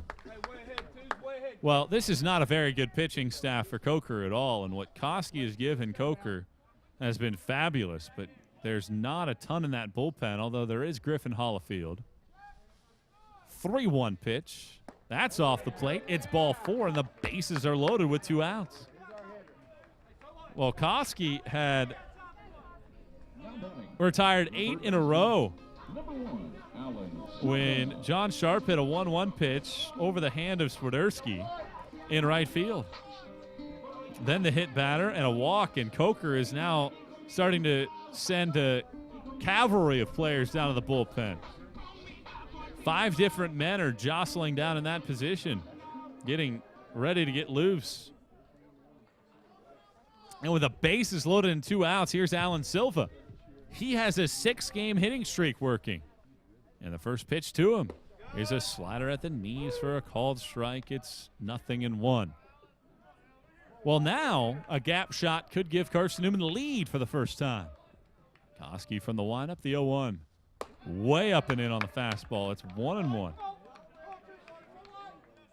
Well, there's the old adage of at some point you're going to play to the back of your baseball card, and Koski's ERA is 6.6. The 1-1. Silva grounds this one through the hole on the left side of the infield for a base hit. In to score Sharp. Here comes Griffin around. He scores. The left fielder bobbles it. Here comes Campbell around. The relay throw home, not in time. And Campbell is in safely. 3-run score, and Carson-Newman has taken a 4-3 lead here in the 6th. So it's a 2-run single for Silva. And then the error allows Campbell to come in and score.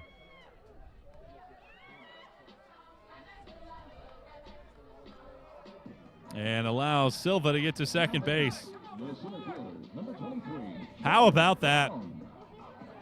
Alan Silva stretches his hitting streak to 7 games and gets a base hit that gets 3 in, and Carson-Newman has gotten the lead. And now Charlie Brown will stand in. The right-hander delivers. There goes Silva. It's a swing and a miss. The throw down is not in time, and Silva swipes third.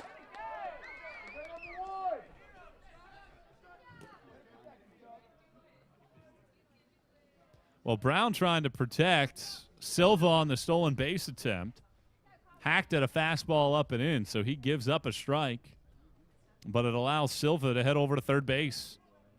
And all of a sudden, Carson-Newman has gotten to Koski. The pitch, swing and miss. 0-2. Well, defense here in the 6th inning has been terrible for both sides.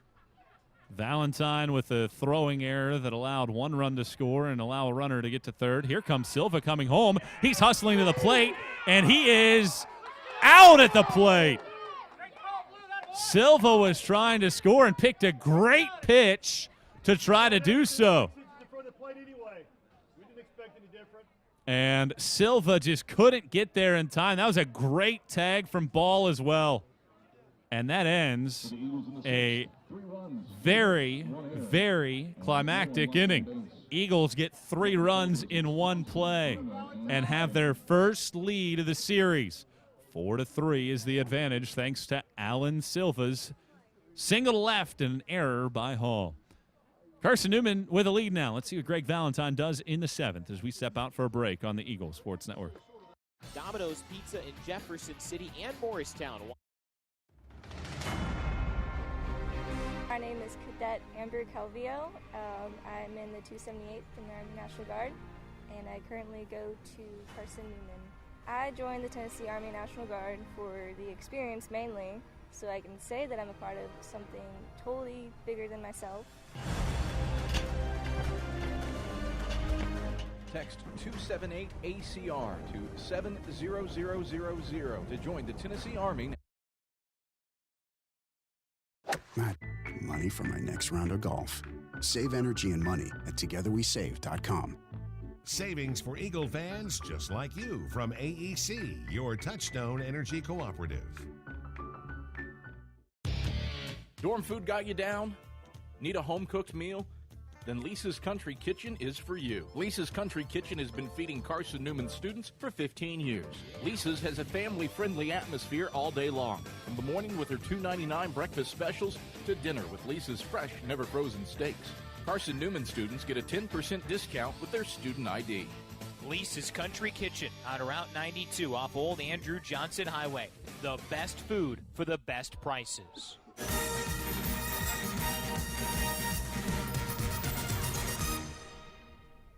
Top of the 7th inning, Greg Valentine's first pitch to Thompson is downstairs for ball 1, and now the right-hander delivering, and Thompson squibs 1 foul up the third base line. Strike 1. 1-1 the count. Well, Carson-Newman has come back to take the lead. A 4-3 lead with a 3-run 6th inning. Valentine pausing. He's set and pitching. And there's a strike with a fastball right down the middle.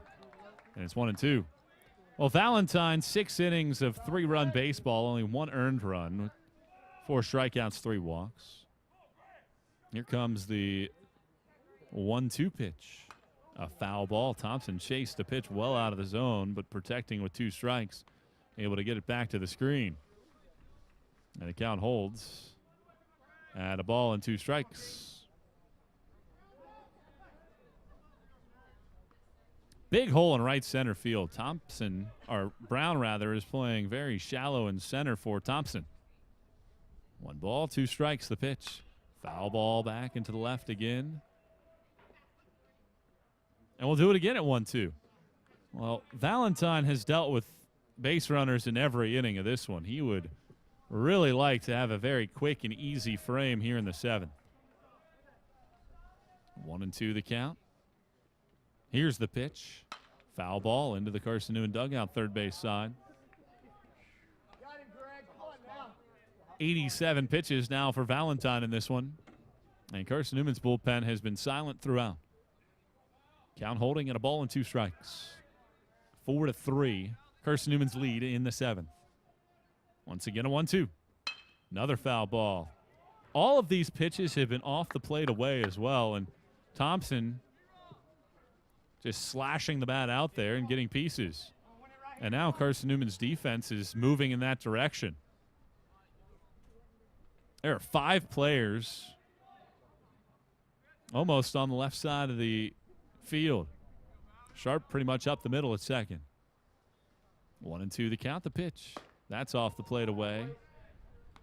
2-2. 8 pitches in this at bat so far. Well, I almost wonder if Valentine has the confidence in that slider, or maybe he tries to sweep one through the zone down and in. Now the 2-2 pitch. He went down and in with a fastball and missed. And the count runs full at 3-2. Really good at bat working right now from Thompson. 4-3. Carson-Newman on top here in the 7th. And a big payoff pitch coming up. Here it is.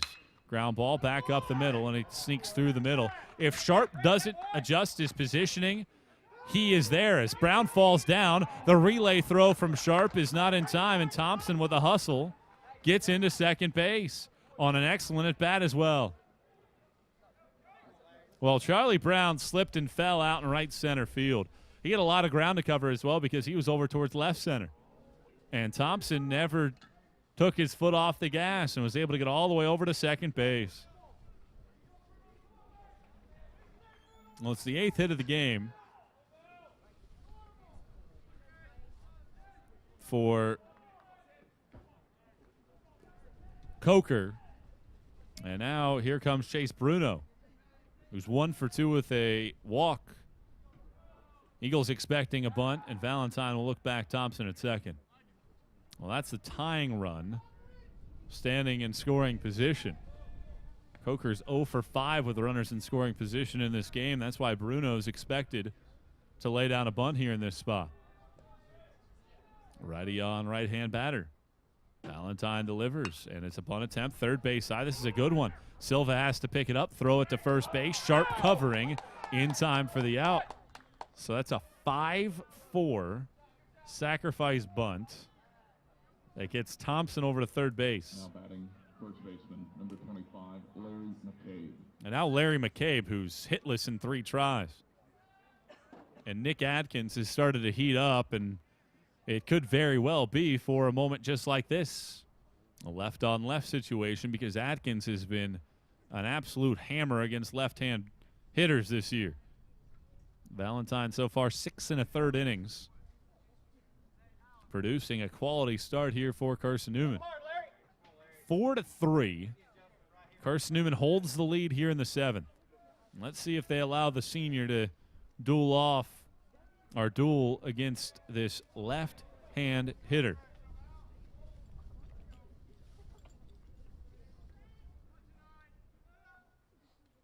So for now, it appears as if Valentine will stay out there. No movement from the dugout.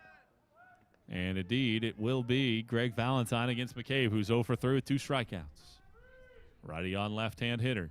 Valentine delivers and misses down and away. Falling behind at 1-0. Well, this has been a back-and-forth affair. Neither team has quite been able to seize control. Runner at third base is the tying run here in the 7th. The 1-0. Line drive back up the middle into center field for a base hit. That brings the tying run in Thompson. And we're tied at 4 on the RBI single from McCabe.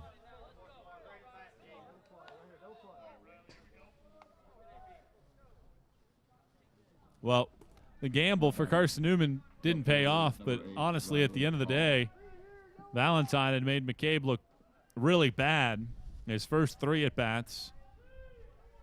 This time, he just left one out over the plate, and McCabe able to slide a single back into center field, and I think that's the end of the line for Valentine, and it is. For probably the final time in his career, he'll step off. 91 career appearances for Valentine, and his day is done here at the Silver Diamond Baseball Complex. 4-4 game in the 7th. We'll tell you about Atkins next. My name is Cadet Amber Calvillo. I'm in the 278th in the Army National Guard, and I currently go to Carson-Newman. I joined the Tennessee Army National Guard for the experience mainly, so I can say that I'm a part of something totally bigger than myself. Text 278-ACR to 70000 to join the Tennessee Army National Guard. At the Cate Insurance Agency, our focus is you. The Cate Insurance Agency offers personalized protection plans to cover your auto, home, business, or life and health. At Cate Insurance, our goal is to partner with you in determining your insurance needs and to provide the best customer service. At Cate Insurance, we believe that loyalty is a quality that is earned. You are important to us. Call 865-475-3391 for a quote today or visit CateInsuranceAgency.com.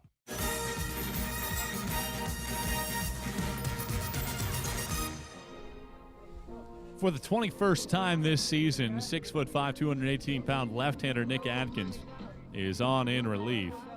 Adkins has a 5.57 ERA, 36 strikeouts, 9 walks, and 21 innings.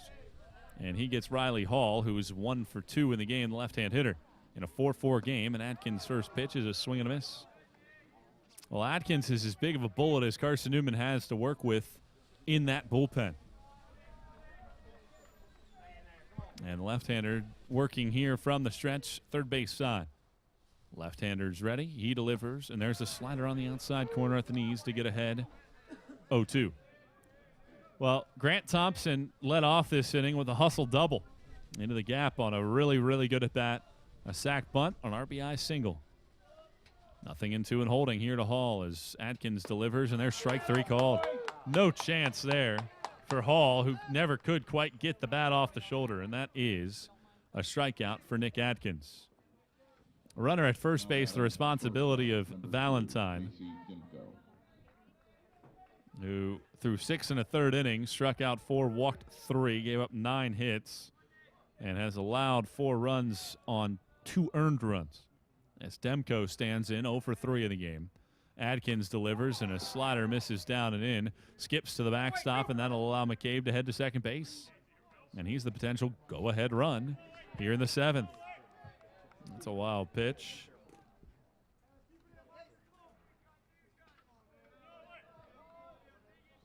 Valentine, 65 strikes of his 94 pitches. Not his typical sharp self out there on the mound.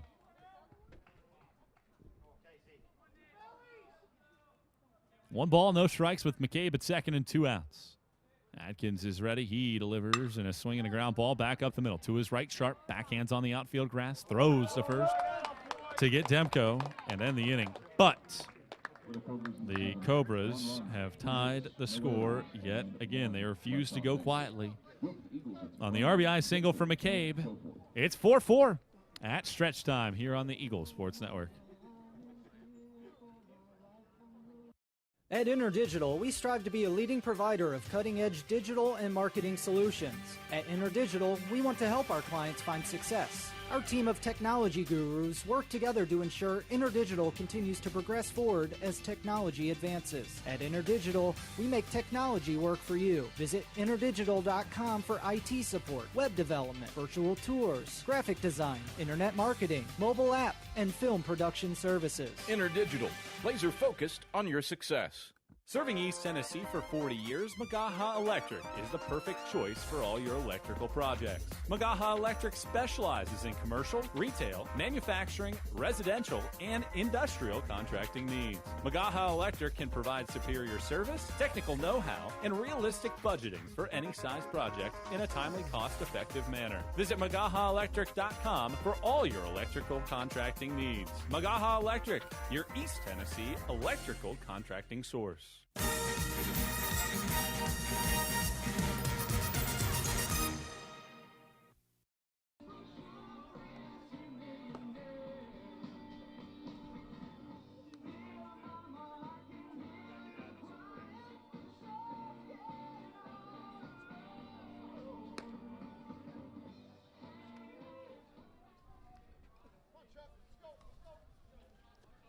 Bottom of the 7th inning here at the Silver Diamond Baseball Complex. Been back and forth in this one.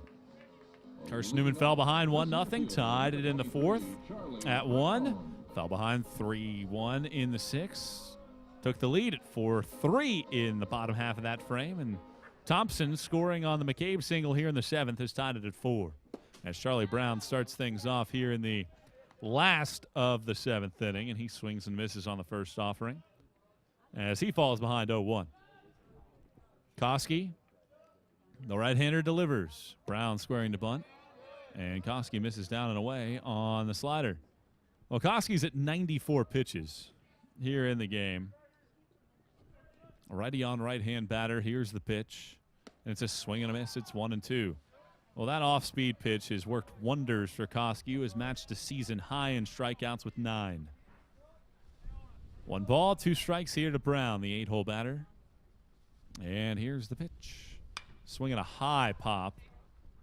On the infield, left-hand side, the shortstop, Demko's there to put a haul on it on the grass. 1 up, 1 down in Carson-Newman's half of the 7th, and now Micah Genter. Genter 0 for 1 with a sac bunt here in this one. In a 4-4 ball game here in the bottom of the 7th inning. Well, it's been a tight one. Back and forth we go. The pitch stays high and tight. 1 ball, no strikes, the count. Micah Genter putting together a quality sophomore campaign that could result in all defensive team honors as Genter fouls the 1-0 straight back on a fastball down and away, 1-1. Genter is also the toughest member of Carson-Newman's team and 5th toughest in the league to strike out. 1 ball, 1 strike to count. Koski readies and fires. And a check swing, and Genter couldn't lay off. Went down after a slider down and away. And he's in a 1-2 hole now. 1 ball, 2 strikes. And here's the pitch. Genter waited on a curveball and popped it foul out of here to the right-hand side.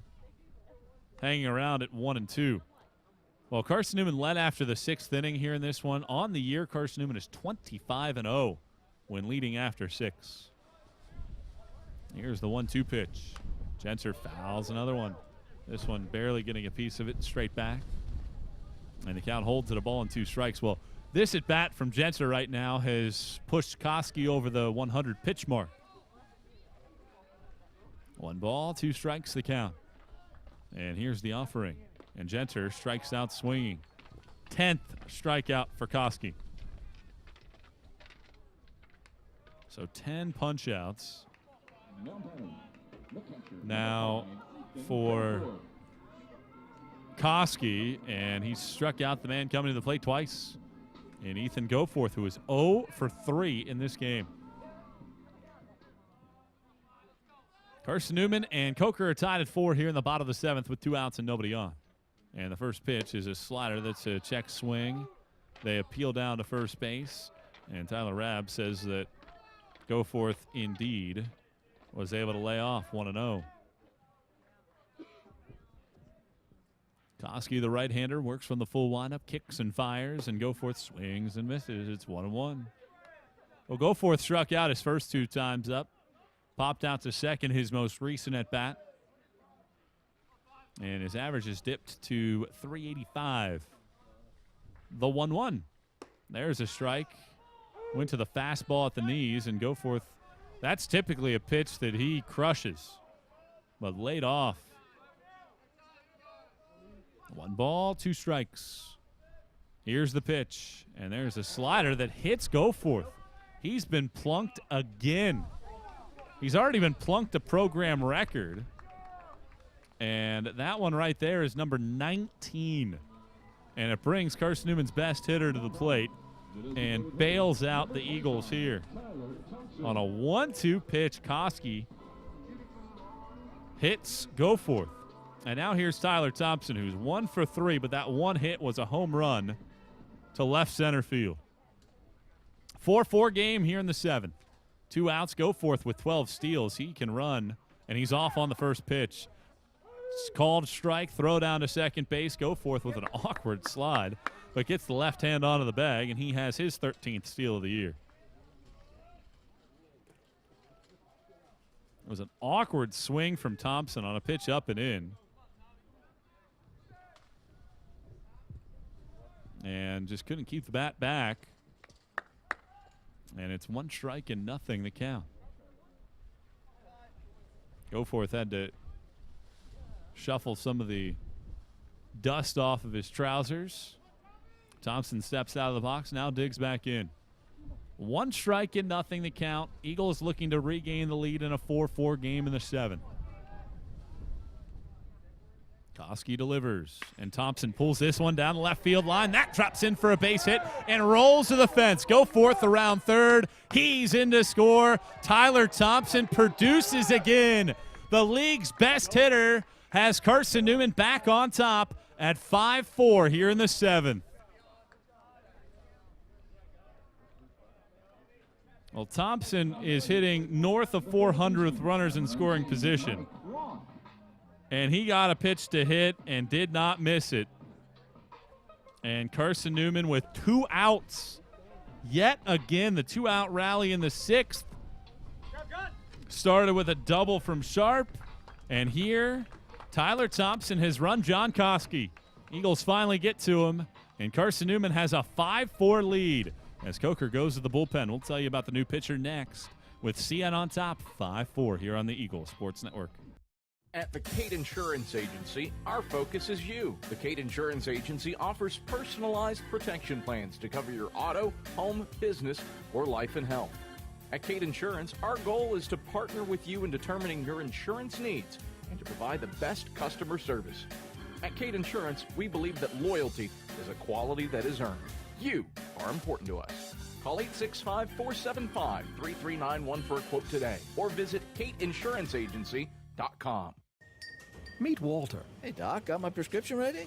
Walter saves money at the pharmacy. Here you go, Walter. Oh, don't forget my Co-op Connections card. Saving money is easy with the Co-op Connections card. You can save up to 85% on prescriptions at over 60,000 pharmacies nationwide. Walter, your Co-op Connections card just saved you 40%. And best of all, it's free to Co-op members just like Walter and you. Eagle fans, get your Co-op Connections card free from AEC, your Touchstone Energy Cooperative.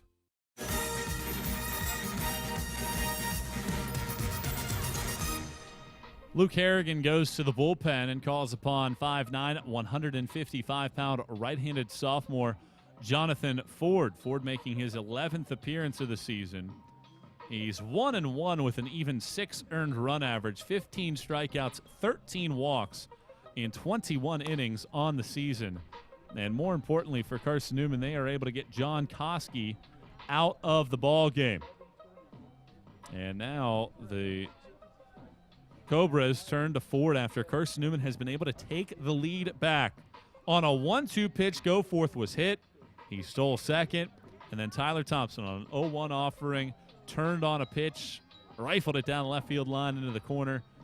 Goforth scored easily, and Carson-Newman has taken a 5-4 lead back as we've had runs in each of the last 4 half innings. And now Mike Roth, who's 0 for 2 and has been hit by a pitch. Ford delivering, and Roth pulls the first pitch fastball foul. Third base side for strike one. Well, Ford has been awfully consistent this year overall. Listed as an infielder, but exclusively as a pitcher, coming off of his best 2 outings of the year. 4 scoreless innings against Anderson last weekend. As he misses low here, it's 1-1. And prior to that, in what was an offensive outburst, an 18-10 win at St. Andrews, he went 5 1/3 innings of 1-run baseball. 1 ball, 1 strike to count. Right-hand pitcher on a right-hand batter. The offering is down in the dirt. Thompson will stay put at second base. It's 2 balls and a strike. 5-4. Carson-Newman has the lead. Eagles trailed 1-0, 3-1. Took the lead at 4-3, and after McCabe's single here in the top of the 7th inning, tied it at 4. Thompson with an RBI double to left, and the Eagles have taken a 5-4 lead. 2-1 pitch misses low. It's 3-1. Well, Roth is as patient of a hitter as Carson-Newman has. He is top 5 in the league in terms of walks. He's got 30 of them. The 3-1. Fastball outside corner at the knees. It's 3-2. All this being done with 2 outs now for Carson-Newman. In fact, half of the team's hits have come with 2 outs. 3-2 offering on the way, and Roth taps one foul, pounding into the dirt, third base side. In fact, Carson-Newman, with less than 2 outs, is 3 for 16 as a team. They take care of business with 2 men down, including that 2-run single from Silva in the 6th, and now the RBI double from Thompson here in the 7th. The payoff pitch again, and that's down in the dirt, bounces to the backstop, goes to the screen, over to third base. Thompson, he'll stop there as Ball picks it up. So chalk it up as a walk, and a wild pitch gets Thompson to third base. So a walk after a double and a hit batter, and the Eagles with runners at the corners now for John Sharp, who's packaged together a great day. Been aboard all 3 times. He's 2 for 2. And his 2-out double in the 6th inning started that 2-out rally for Carson-Newman that ended up seeing 3 runs cross the plate. In a 5-4 game here in the 7th, a big swing here from Sharp could put Carson-Newman in control. I think Sharp picked up the wrong bat. He looked down at the stick, and I'm not sure if that's the right one as he steps out and now tosses the bat back to the dugout. He wants something different and gets it.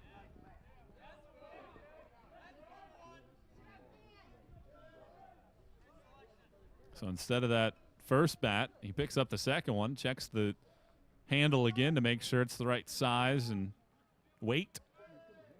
And now back in there. Ford's ready with his first pitch. Here it is. Slider down and away. Roth off and moving on a pitch in the dirt, and he'll move to second on the wild pitch.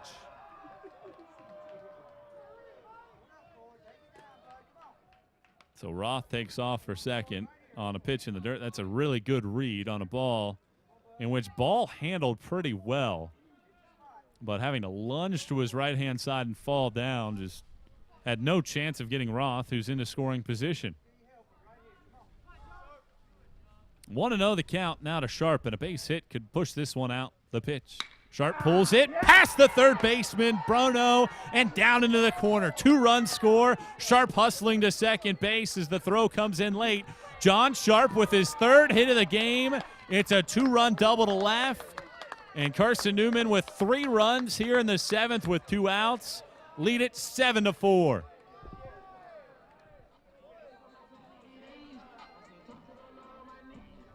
Well, Sharp was out in front of that one and ripped it. And Bruno, who was hugging the line, just couldn't quite come up with it, reaching across his body. And it just had enough to stay inside of the chalk and down to the corner. Sharp with his 2nd double in as many innings. And now Jordan Griffin. Righty on right-hand batter. The pitch is on the inside corner of the fastball for a strike. It's 0-1. Well, if you're Carson-Newman, advantage fully shifts into your bullpen. And it's been good at the back end on weekends. One strike pitch on the way, and Griffin bounces one third base side. Bruno backtracks, fields, and throws to first. And just keeping his foot on the bag was the 6'5" McCabe. Able to lunge out towards right field. Good thing he's a left-hand thrower. I don't know if he keeps his foot on the bag. If he's not, as he's able to get Griffin to end the frame. Thompson gives Carson-Newman the lead. Sharp gives Carson-Newman some insurance with the 2-run double.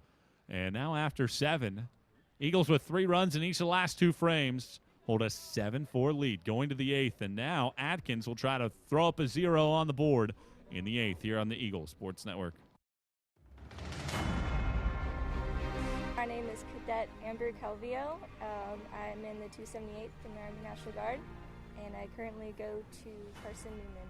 I joined the Tennessee Army National Guard for the experience mainly, so I can say that I'm a part of something totally bigger than myself.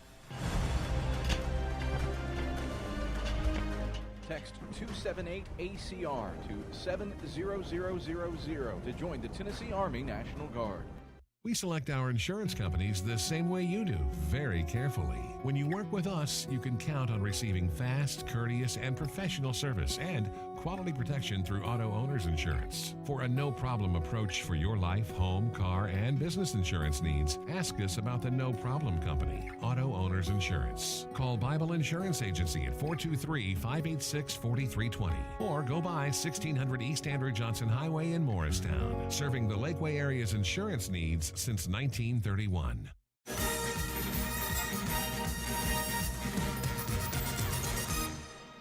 Nick Atkins, the pitcher of record for Carson-Newman, came in, got a strikeout and a ground out to second in the 7th. And now he'll go to work on R.J. Ball here in the 8th. 7-4, Carson-Newman with his largest lead of the day. Atkins fires and a swing and a miss from Ball for strike 1.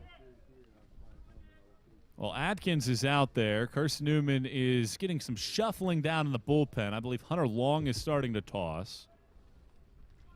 1 strike and nothing. Here's Atkins' pitch, and he misses off the plate with a fastball. It's 1-1. Been drizzling outside. Umbrellas are out in effect here in a weekend that has been pelted by rain so far. The 1-1. High on the fastball, up and away again. It's 2-1. Well, for Atkins, he's used to going an inning and that's it. He goes the 1 frame in which he works, and then he steps off. Well, here he gets 2 outs in the 7th. Then has to sit for roughly 15 minutes and come back out here in the 8th. 2-1 and holding.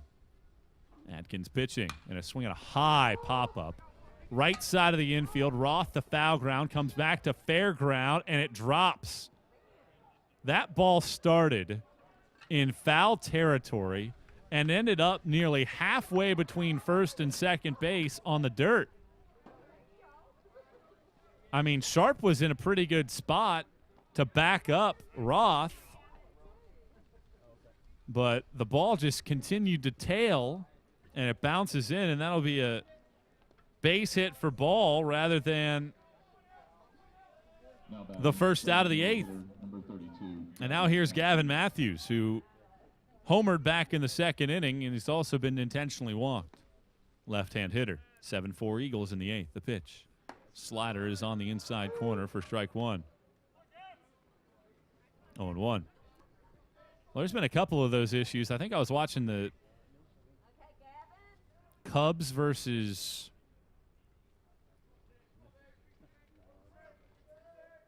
the Diamondbacks yesterday, as this pitch is up and away, and there was a play very similar to that.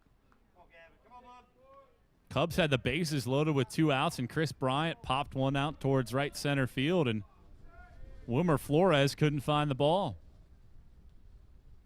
1 ball, 1 strike, the pitch. Foul ball, third base side on a fastball in on the hands. 1-2. And, of course, that being played at Wrigley Field, where you're known for the wind up there in Chicago, and here the wind wreaking havoc here in the 8th inning and giving Coker added life in a 3-run game. The 1-2. Down and away. Atkins tried to dump one off the plate. Matthews wouldn't swing at it. He is choking up. Well, Matthews is from the Cincinnati area, and he's channeling his inner Joey Votto at the plate. The 2-2 pitch is a swing and a fly ball to left center field, going over Campbell and Brown, and this one will drop on the warning track and off of the fence. Around second into third base is ball. He's already been thrown out at the plate, and he'll pull into third base and stop there as Matthews has a double. And the tying run is going to come to the plate here in the 8th inning with nobody out. So what should have been an out on the pop-up, and now a double that splits the gap in left center. And with Hunter Long tossing down in the bullpen, I'd be surprised if Atkins gets another batter. So we'll get a pinch hitter here. Harrison Morris will pinch hit here for Swiderski. Morris is a .306 batter this year. 11 of 36, just his 17th game of the year. And Atkins will stay out there with the corner infield in. The pitch, swinging a foul ball, first base side out of play, as Atkins gets ahead at 1-0.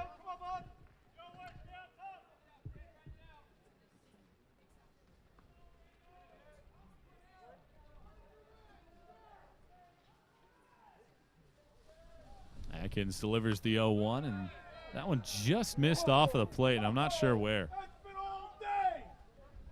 There's been a couple calls by Robert Dunnigan behind the plate that both sides have not been happy with.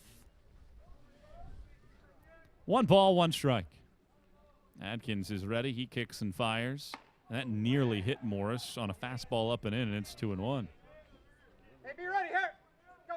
Coker's out hitting Carson-Newman now 11-7. Atkins works here from the stretch as he comes to the belt. And now the 2-1. Swinging a high hopper out to third base. It's gloved by Genter. Long throw across the diamond. Not in time. A run scores, and it's 7-5. So that'll be an infield single and an RBI. To third base goes Matthews. Well, what's interesting about that play is if Silva doesn't go towards that ball, Genter probably has a chance to go to third base and get the out. Instead, a single, a double, and a single, and those 2 singles have not left the infield and have not been hit very hard. And now here's Lake Libran. And out of the dugout is Mark Allen Bounds. That'll be the end of the line for Atkins. We'll see Hunter Long coming in. 7-5. Carson-Newman clings to the lead. Runners at the corners and nobody out here in the 8th inning as we pause for a break and tell you about Hunter Long next on the Eagle Sports Network. Hi, this is Carson-Newman head football coach Mike Turner. When you come to Carson-Newman for a game, there's only one place to eat, Lisa's Country Kitchen. Lisa's Country Kitchen has the best food for the best prices. I can tell you, after eating here for nearly 15 years, Lisa's is the most family-friendly restaurant in the Lakeway area. Stop by and tell Lisa I sent you, and go Eagles. Lisa's Country Kitchen on Route 92 off Old Andrew Johnson Highway. The best food for the best prices. Best tailgate? It's gotta be burgers. And an ice cold Coke. Real football y pollo asado. Hoops and wings. Dude, subs. Nah, hot dog. No, Dodger dog. I'll drink to that. Pass me a Coke. It's gotta be crawfish. Mac and cheese. No. 7-layer dip. Ribs. No contest. Hummus. What? You need a hot grill. An ice cold Coke. Of course. Football and Coke. Come on. It's got to be Coke. Game day? Race day. Calls for Coke. You know it. It's tailgating 101.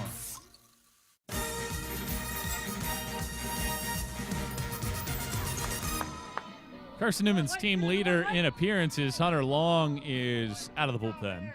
1-0 record with 4 saves on the year. 4.81 ERA, 31 strikeouts, 13 walks, and 24 in the third innings. And he comes in with the embers burning here for Coker. Runners at the corners and nobody out here in the top of the 8th inning. Carson-Newman holds a 7-5 lead. Librand at the plate. He's grounded out to short 3 times. The pitch, down and away from Long, 1-0. Hunter, 5'11", 200 from Powell, first season in the program. Fastball slider, 1-0 and holding. The pitch, swinging a high fly ball, hit out to center field. Brown drifting back. He's underneath it. There to make the grab and gets it back into second base. Tagging and scoring is Matthews, and Coker's within a run here in the 8th inning, but the Eagles finally get it out.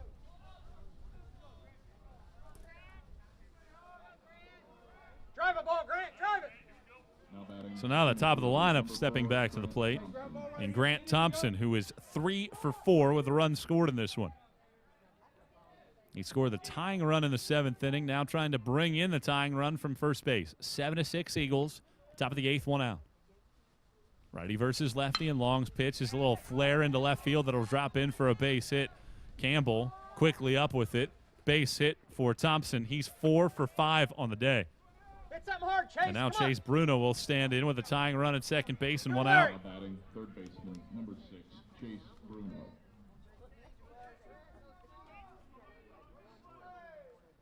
Four hits in the inning and now 13 in the game for Coker. Out hitting Carson-Newman 13-7. As Bruno stands in, he is 1 for 2 on the day.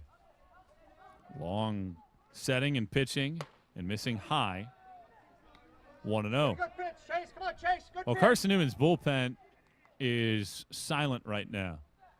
Nobody down there. So this game right now on Hunter Long, looking to record what would be a 6-out save.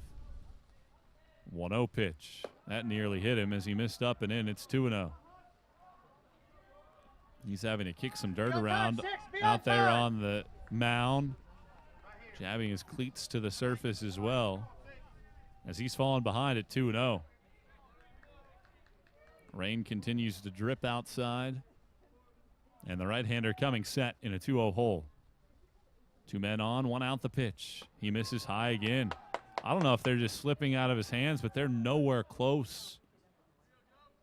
And he's fallen into a 3-ball, no-strike hole. And I wonder if Long loses Bruno, if there's any activity down there in the bullpen. 3 balls and no strikes in a 1-run game in the 8th. The pitch. That missed inside, and a 4-pitch walk to the light-hitting Bruno has loaded the bases. Now batting first baseman, number 25, Larry McCabe. One pitch away, kid. You all right? And McCabe will stand in. He tied the score with a base hit in the 7th. He's hit into a double play and struck out twice. And now Cameron Blowbaum will start to get loose in Carson-Newman's bullpen. Honestly, you would have liked to have seen him in this situation with the bases loaded. A guy that can twirl up some double plays, and now here comes Mark Allen Bounds out of the dugout. He's looking down at Blowbaum. I mean, it doesn't take the right-hander a whole lot of time to get loose. And, of course, you have those warm-up pitches on the mound. And a pause in action here in what has been an extremely back-and-forth ball game that has left the door open for Coker after Carson-Newman had scored 3 times in the 7th to take a 7-4 lead. So Bounds is out of the dugout. He's shuffling around some of the dirt out there as well. And the Eagles have brought out a little pick to get the dirt out of the cleats of Hunter Long as well. I think he's going to stay in the game, at least for the time being. And McCabe will come to the plate. So this inning started with a pop-up on the infield that the wind took care of and evaded both Roth and Sharp on what would have been a routine play without the wind. Then a double, then an infield single, a sac fly, a base hit to left center, and a walk. Righty on left-hand hitter. Long sets, long pitches. Foul ball straight back. Fastball up and away, and Long gets ahead at 0-1. Well, McCabe's the best power hitter that Coker has. More than half of its hits this year have gone for extra bases. Eagles on the other side would love a double play. 1-strike pitch. Here it is. Fly ball, deep center field. That one is way back. Brown to the wall. He's back, and it's out of here. McCabe knew it as soon as he hit it.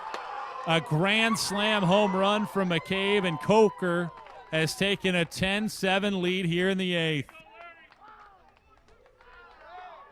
Better square it up, Larry, that kid.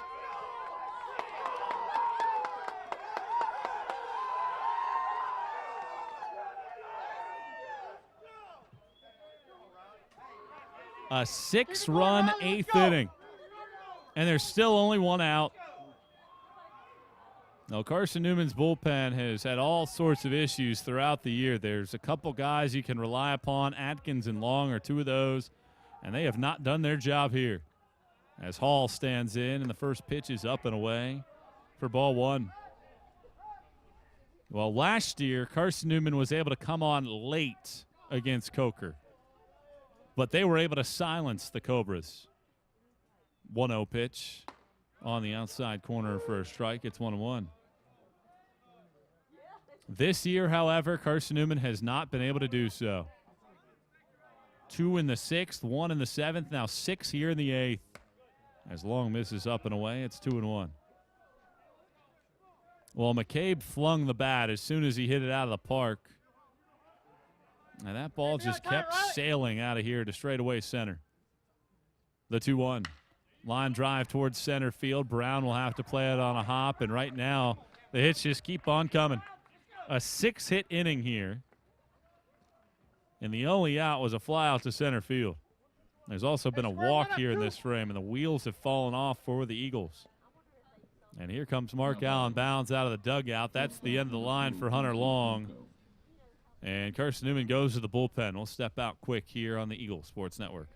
Domino's Pizza in Jefferson City and Morristown wants to help feed your business. When you're hungry at lunch, show your business card at Domino's in Jefferson City and Morristown when you make your purchase for pickup or delivery to get 25% off the entire order. That's 25% off your order at Domino's in Jeff City and Morristown when you show your business card. Call 865-471-6700 to get a pizza. Domino's, the official pizza of the Carson-Newman Eagles.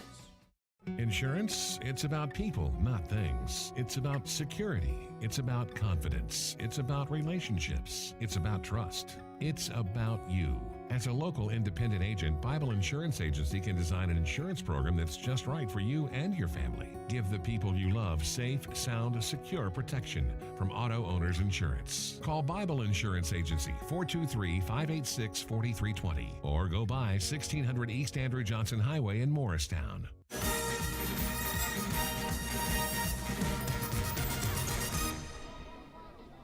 Right through it, 2, inside 1, come on.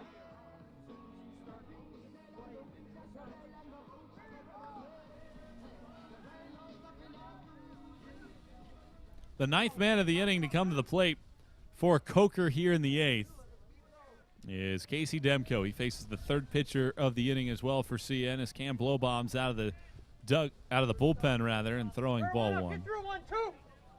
Blowbomb is making his 14th appearance of the year, 2-1 record, 14 strikeouts, 4 walks, and 11 1/3. Enters with a runner at first base here in the 8th. A 6-run inning here in this frame. Blowbomb delivering, and that's down and away. It's 2-0. Well, Coker came in knowing that if it swept this weekend, the Cobras would be into the SAC tournament. Carson-Newman on the other side already knew that they were in. The 2-0. There's a strike right down the middle at the knees. 2-1. So Coker with a lot to play with. Carson-Newman, though, 6 straight wins this year, 5 straight against the Cobras. 2-1 pitch on the inside corner of the fastball. It's 2-2. Eagles behind now 10-7 here in the 8th. 2-2 the count. Blowbomb pitches, swing and a miss. He got Demko on a pitch down and away. Now batting the catcher, number 27, R.J. Paul. So Blowbomb gets the strikeout. 2 outs now here in the 8th, and it brings the man who started this inning, R.J. Ball, to the plate. And he should have been an out. Pop up first base side. The wind seized it. And Sharp and Roth couldn't handle it as he takes a strike at the knees for strike 1. 10th man of the inning to come to the plate. With a runner at first base and 2 outs. Blowbaum kicks and fires, and a swing and a miss. 0-2. Blowbaum loves that sinker. And it is something that completely fools opposing hitters. Dalton Long has started to throw in Carson-Newman's bullpen. He'll probably be out there in the 9th. 0-2 pitch from the right-hander coming. Down and away, skips off of Goforth. He bare hands it. Thought about throwing to second base and thought better of it. Wild pitch. Gets Hall over to second base.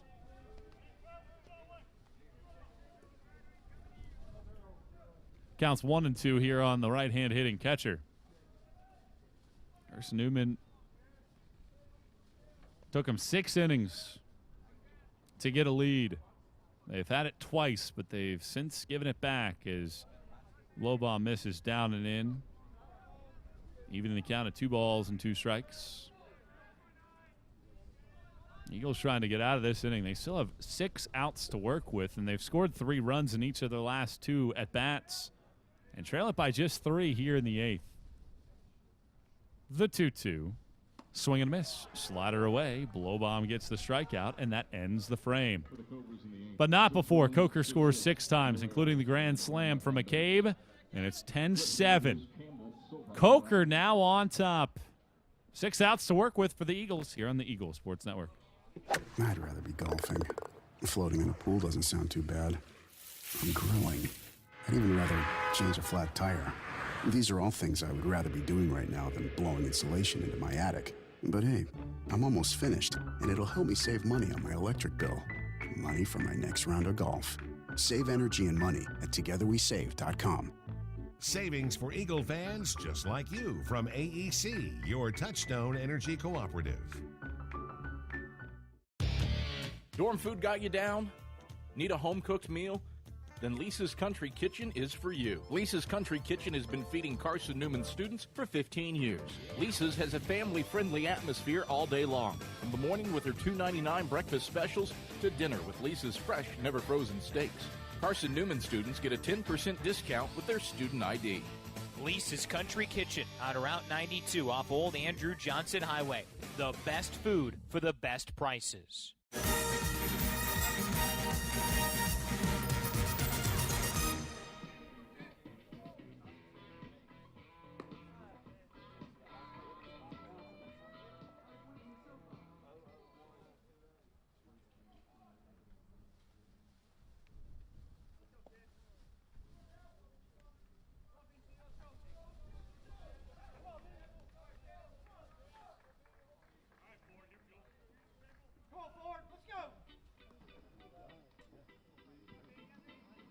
Leading off, the left fielder, number 22, Brendan Campbell. Carson-Newman undefeated this year when they led after 6 innings. Also when leading after 7. But trailing it 10-7 after the 6-run 8th inning as Campbell starts things off. Hits one sharply on the screws out to second base. Librand able to circle it, however, fielded on a hop and throw out Campbell at first. And the Eagles down to their final 5 outs. Now batting, third baseman, number 1, Alan Silva. And now Alan Silva. Silva had one of the impactful hits of this game for Carson-Newman. Base hit through the left side of the infield. That played at a pair. And an error in left field was able to get a 3rd run home.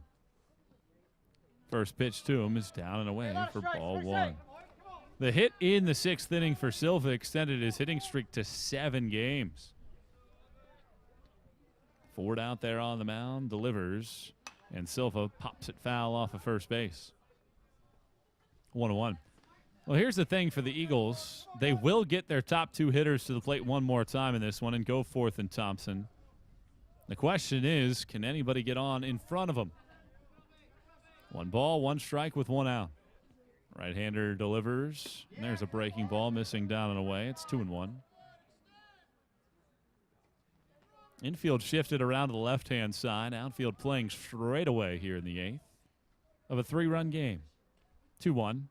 Bouncing ball back up the middle. Defense was played properly. Librand with a field and throwing to first base. Second baseman shuffling to his right, back up the middle, able to make the play and throw out Silva. The center fielder, number 23, Charlie Brown. And with 2 outs and nobody out on, Carson-Newman will use a pinch hitter. Mark Treadway will pinch hit here for the Eagles in the 8th. Number 31, Mark Treadway.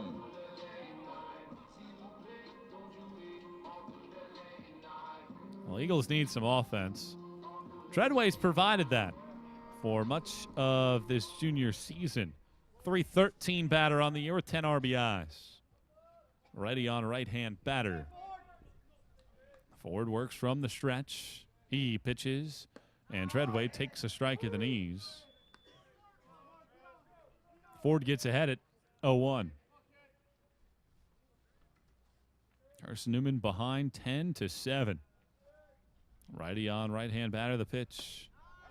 That's on the inside corner with another curveball. It's 0-2.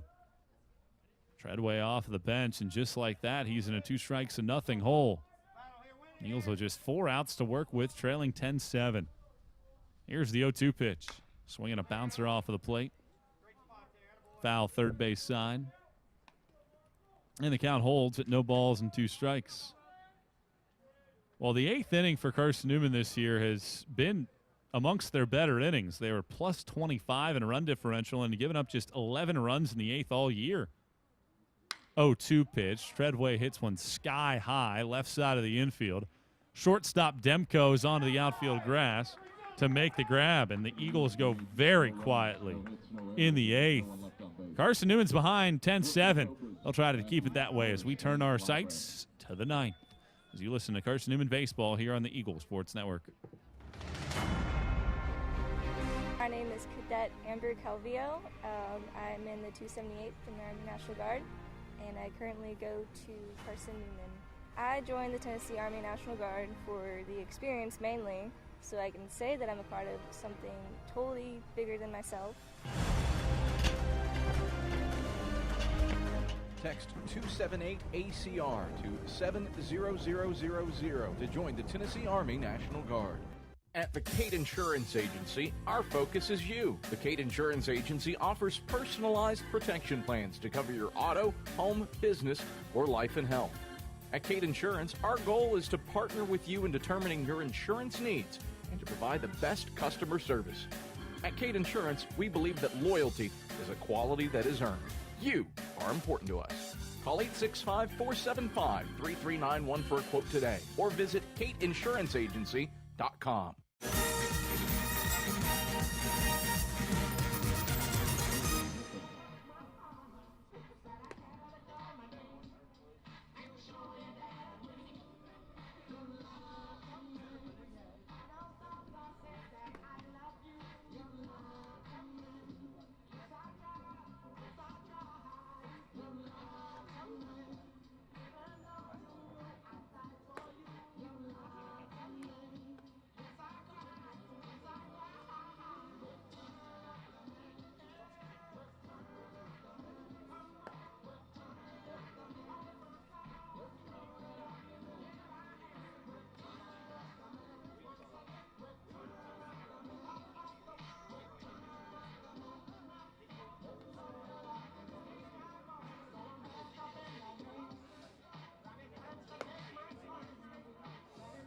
Close the books on a couple Carson-Newman pitchers. Nick Atkins, 2/3 of an inning, 3 earned runs, 3 hits, 1 strikeout. Hunter Long, 1/3 of an inning, 3 earned runs, 3 hits, and a walk.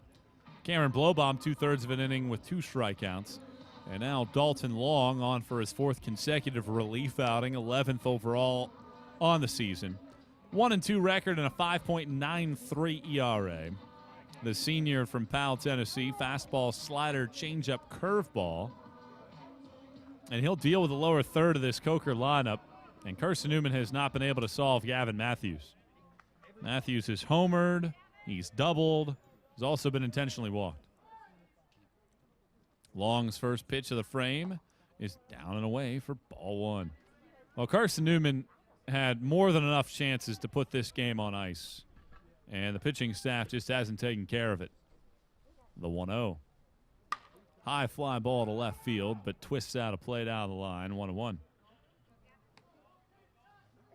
Carson-Newman defensively makes an adjustment as well. Jordan Griffin from right field to center field, and Mark Treadway stays in the game in right. Here's the 1-1. That's off the plate, up and away. It's 2-1. Well, for Carson-Newman, when it comes down to getting to the SAC tournament, you'd certainly feel like the field plays better into their side. The 2-1. Swing and miss. Good fastball from the right-hander. 2-2. A bigger ballpark that could help this club out. The 2-2 pitch on the way. Swing and a miss. Dalton Long gets a punch out. One out here in the ninth, and it brings Harrison Morris to the plate. Morris pinch hit in the eighth inning and had an RBI single and later scored on the grand slam from McCabe. With one out and nobody on, Coker on top 10-7 here in the ninth. We're supposed to play 2 here today, but the rain might pick up here in a little bit. Right-hander pitching. That misses off the inner half, 1-0.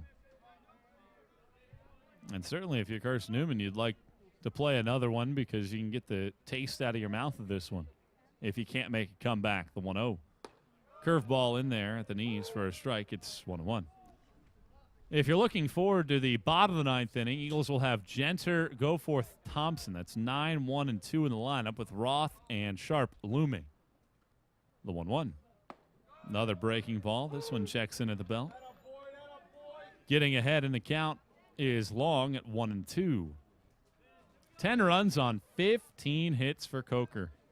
7 runs on 7 hits for CN.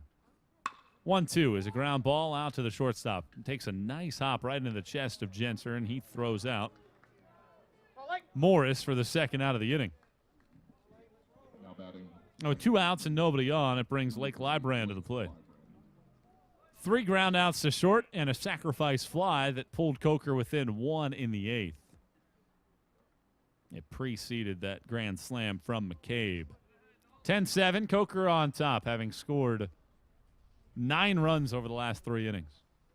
Righty pitching, Librand squares the bunt, and it costs him a strike as Long pops in a curveball on the inside corner at the knees. 0-1 the count. Here's the pitch. Swing and a miss. 0-2.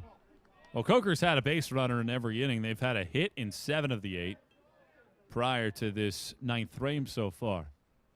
0-2 and holding. Long has the sign. He delivers, and it's a swing and a miss. Strike 3. Picked up by Goforth. He'll lightly toss it down to first to complete the strikeout, and that ends the inning.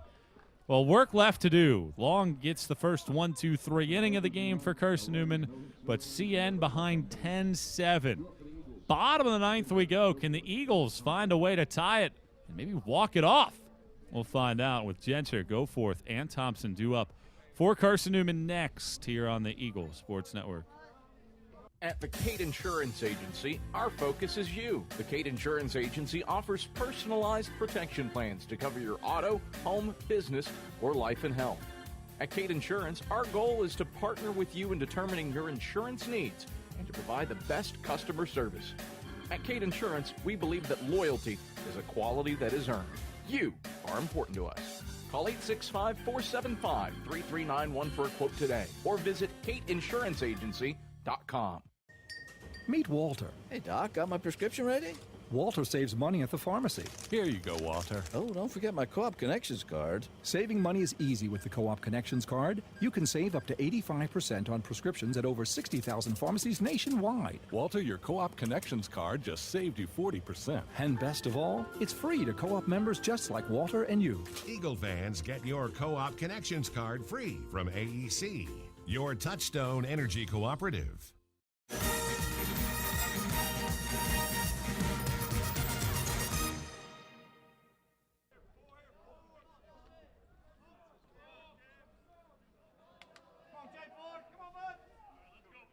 Dom Leo is off of Carson-Newman's bench to pinch hit here in the bottom of the 9th inning. He'll pinch hit for Micah Genter in a 10-7 deficit. Eagles 6-game winning streak on the line here in this opening game. Leo at the plate. Went 2 for 2 the other day with a couple RBIs as he takes strike one from Jonathan Ford. Ford looking to close this one out here and earn himself a win out there on the mound. The 1-strike pitch. Down and away. 1-1. Well, if you're Carson-Newman, you think that this thing might get interesting with the next two batters coming to the plate. And Goforth and Thompson. 1-1 and holding. Right-hander pitching. And Leo checks his swing, and they say that he went without a look at first base.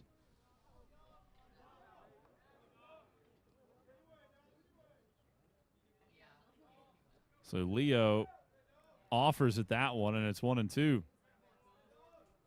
Right-hand hitter at the plate. The pitch stays high. It's 2-2. Leo overall, 276 batter on the year, 6 RBIs, but the Eagles need base runners. Down 10-7 here in the bottom of the 9th.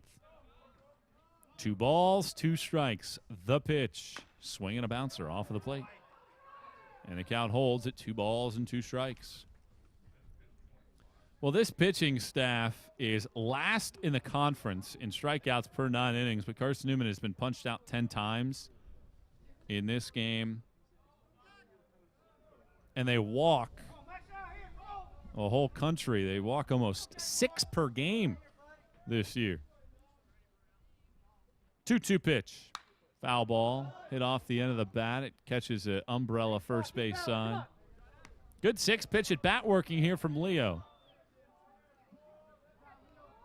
Ford out there on the mound. He entered back in the 7th inning after Carson-Newman had taken, at the time, what was a 7-4 lead.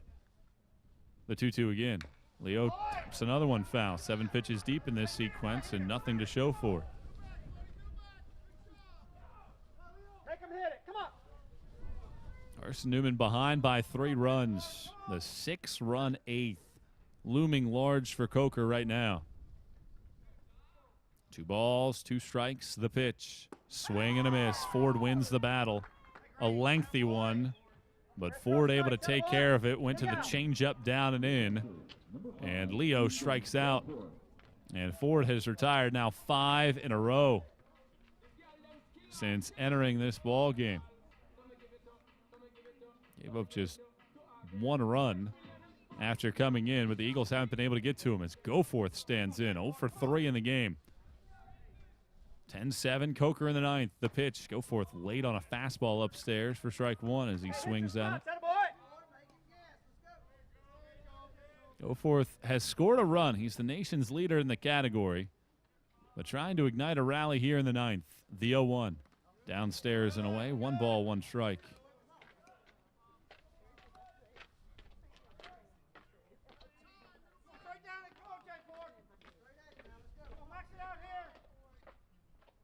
Right-hand pitcher on a right-hand batter, and Ford stepping off.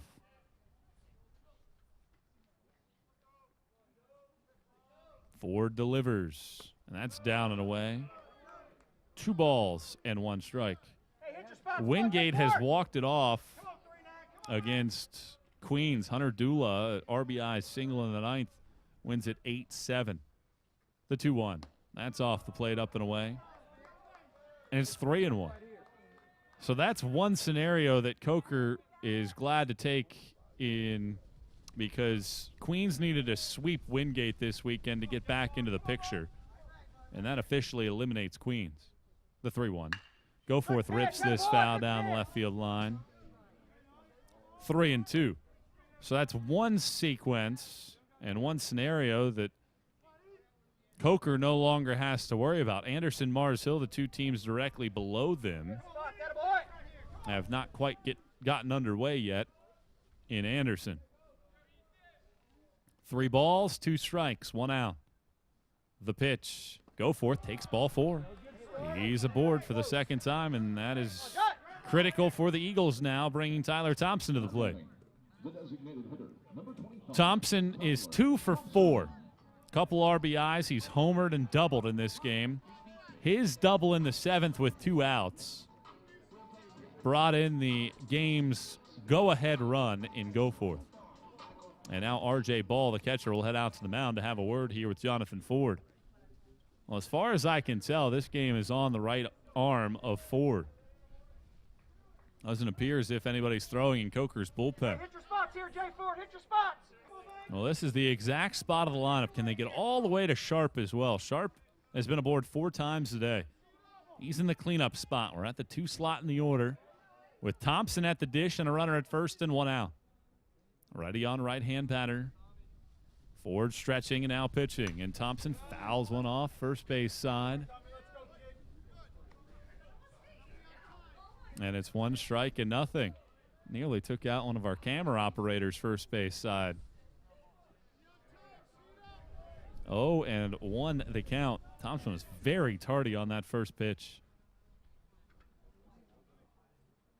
Ford again set the 0-1. That's off the plate, down and away. It's 1-1.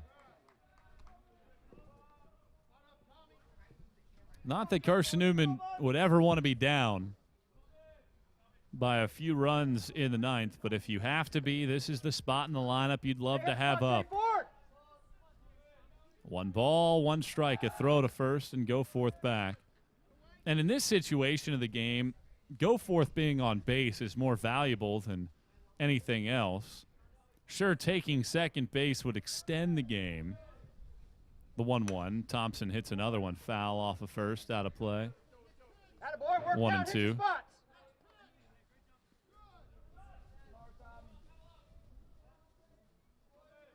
But getting picked off is an absolute sin at this point. Goforth a very modest lead at first. Thompson in a 1-2 hole. Ford's ready and pitching, and Thompson hits another one in the air. This one drifts foul, first base side. And that again nearly hit our camera operator, first base side. Need to bail out of the way of that one. And the count holding here at 1 ball and 2 strikes. Runner at first base with 1 out. Throw over to first and Goforth again back safely. Carson-Newman holding a all-time lead in the series. They've won 5 in a row. Coker hasn't won a game against Carson-Newman since 2016. But behind by 3 with 2 outs left. The 1-2. Thompson laid off of a curveball up and in to even the count at 2-2. Outfield pretty much straight away. Thompson looking to get aboard to bring the tying run to the plate here in the 9th. Ford set at the belt the pitch. Thompson grounds one to third base. It's bobbled by the third baseman, Bruno. Recovers, throws to first base. It's not in time. Thompson able to leg it out, and the Eagles will get the tying run to the plate here in the 9th. That'll be an E5 on Bruno. I mean, there's no way that Coker was getting a double play there. And if you're the Cobras, you have to make the solid play. Get the out. I mean, at the end of the day, Goforth doesn't matter. Just get Thompson at first. So shaky defense from Coker. And the Eagles have the tying run at the plate from Mike Roth. Roth is 0 for 2, but has been on base twice as he takes a look at a curveball down and away. And it is 1-0. So the tying run at the plate with 2 men on and 1 out in the 9th.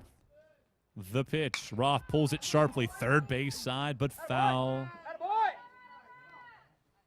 And the count's even at 1-1. Roth was on that pitch, but pulled it foul. So after the strikeout of Leo, a walk, and then the error. And the Eagles with 2 men on and 1 out, trailing 10-7 in the 9th. The pitch. That hits Roth on the shoulder. That one got away from Ford.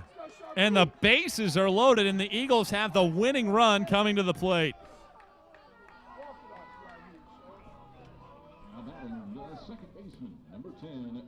And Coker's been getting somebody heated down in the bullpen. Wilfredo Acevedo will pinch run as well at first base for Carson-Newman. So that'll get Roth out of the ball game. And a pitching change here. We'll tell you about the new hurler in the ninth. 10-7. Coker leads. Eagles had the bases loaded and one out here in the ninth. Sharp coming up on the Eagle Sports Network. Hi, this is Carson-Newman head football coach Mike Turner.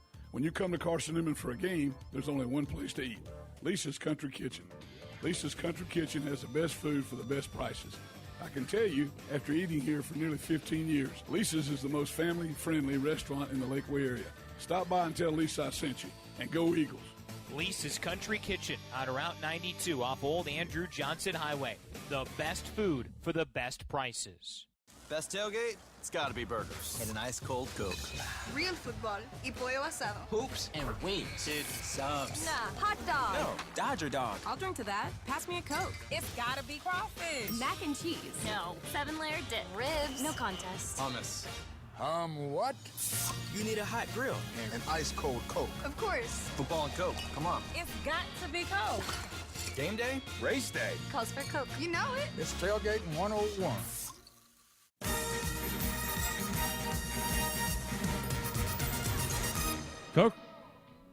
Coker turns to the best guy that they have in the bullpen, in Griffin Hollifield.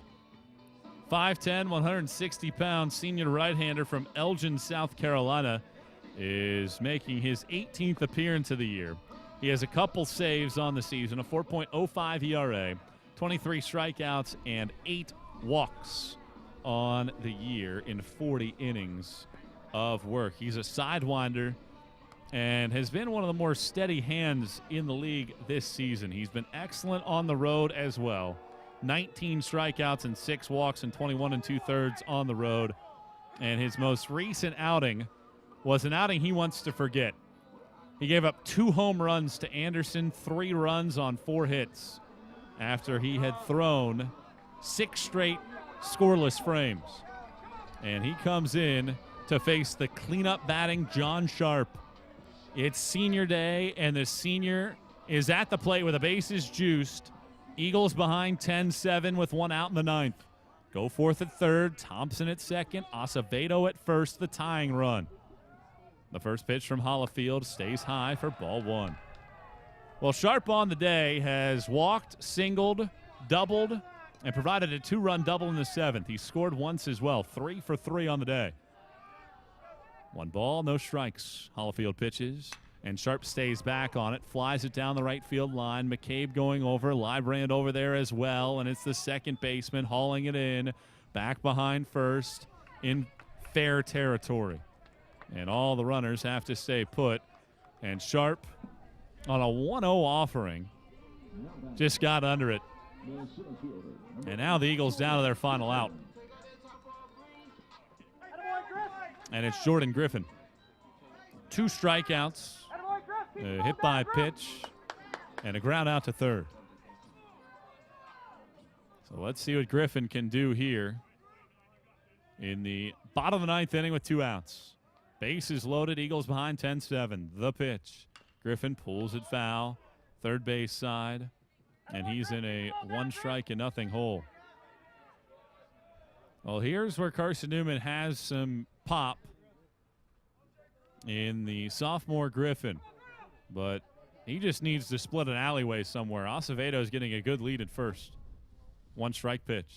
Swinging a little flare into left field. That'll drop in for a base hit. Stopping at third base is Thompson. In to score, go forth. Eagles pull within 2 on the base hit from Griffin now at 10-8 here in the 9th.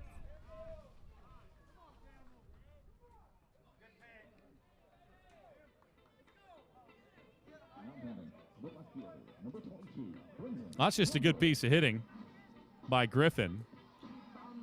The outfield's playing so deep that all he had to do was just dink one out there, and that's exactly what he did. And now Brendan Campbell, who's 0 for 3 with a walk and a run scored in the game, stands in.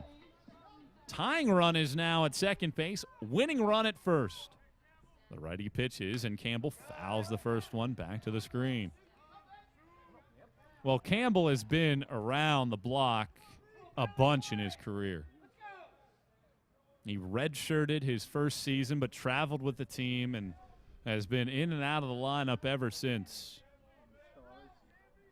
1 strike and nothing to count. Hollifield's ready. He pitches. Off the plate away. 1-1. Well, he couldn't script it any better here for some seniors with chances to pull off the comeback. CN trailed 10-7 entering this inning. They have the bases loaded and 2 outs, down by 2. The 1-1 nearly hit Campbell. Missed down and in, and it's 2-1. Well, if Hollifield leaves something out over the plate, Campbell can hit it with some authority. Eagles have terrific speed on the base paths. Acevedo at second, and Jordan Griffin might just be the fastest player on this team. The 2-1. Campbell hits one foul that slices down the left field line and gets out of play. And the count's even now at 2-2. Eagles down to their final strike. Carson-Newman trails 10-8. Eagles had a 7-4 lead after 7 innings. 2 balls, 2 strikes, 2 outs. Bases loaded in the 9th. The pitch. Campbell hits one on the ground, left side of the infield. It's under the glove of the shortstop, Demko. In to score is Thompson. Here comes Acevedo. He slides safe first. He's in to tie the game at 10 here in the 9th on the 2-run single from Campbell.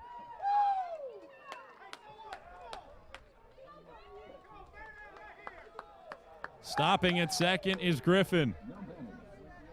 A 2-run single from Campbell has tied the score at 10. And now Alan Silva. Eagles down to their final strike and a ground ball that looked harmless off of the bat. Demko couldn't keep it on the infield, and by failing to do so, allowed Acevedo, who got a great read, to come in and tie the game. And now here's Silva. 1 for 4 in the game. The first pitch, Silva hits one foul down the right field line. This one will get out of play. And it's 1 strike and nothing. Here the count to Silva. Well, now the questions for Carson-Newman. You want to win it right here, right now, but if you have to think about it, it's not a ton left in that bullpen, although Dalton Long is starting to get throwing once again. 0-1 pitch. Silva takes a strike at the belt inside corner. 0-2.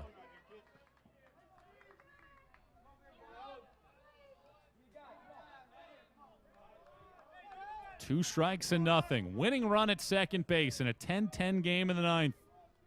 2 outs. Here's the pitch. That's off the plate. Not by much. Had Silva flinching a little bit, but he was able to keep the bat back.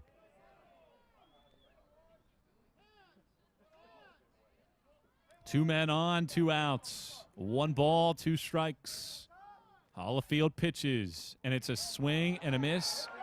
Caught by the catcher, and they're going to say that he's out, but Marvin King, the field umpire, said that indeed the ball hit the ground. There's no way the home plate umpire can see that, and Marvin King, the third base umpire who's out in the field, can clearly see it. It was definitely touched by Silva, and the ball hit the ground, according to King. And Luke Harrigan wants the umpires to have a conversation about this.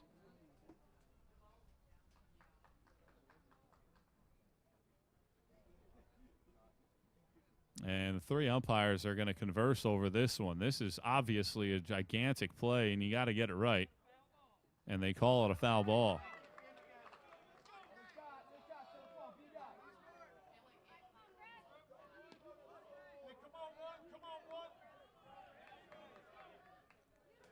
So 1 ball and 2 strikes. Silva by inches, able to stay alive.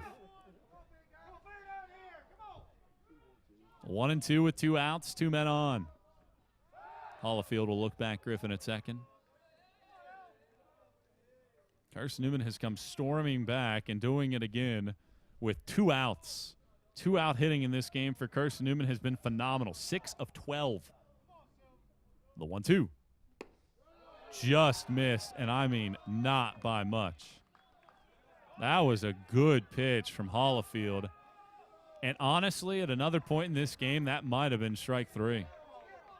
And that was a tough take from Silva as well.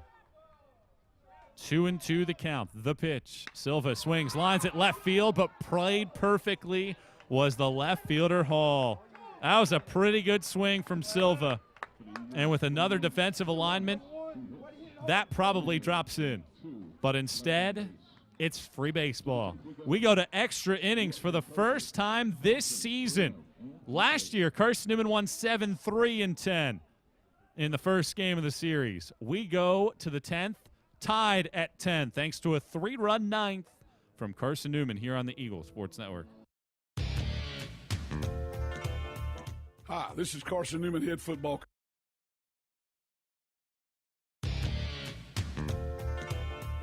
Hi, this is Carson-Newman head football coach Mike Turner.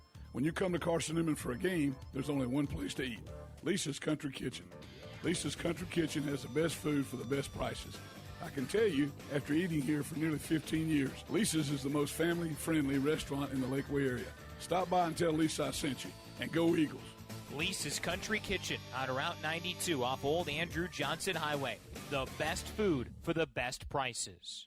Best tailgate? It's gotta be burgers. And an ice cold Coke. Real football y pollo asado. Hoops and wings. Dude, subs. Nah, hot dog. No, Dodger dog. I'll drink to that. Pass me a Coke. It's gotta be crawfish. Mac and cheese. No. 7-layer dip. Ribs. No contest. Hummus. What? You need a...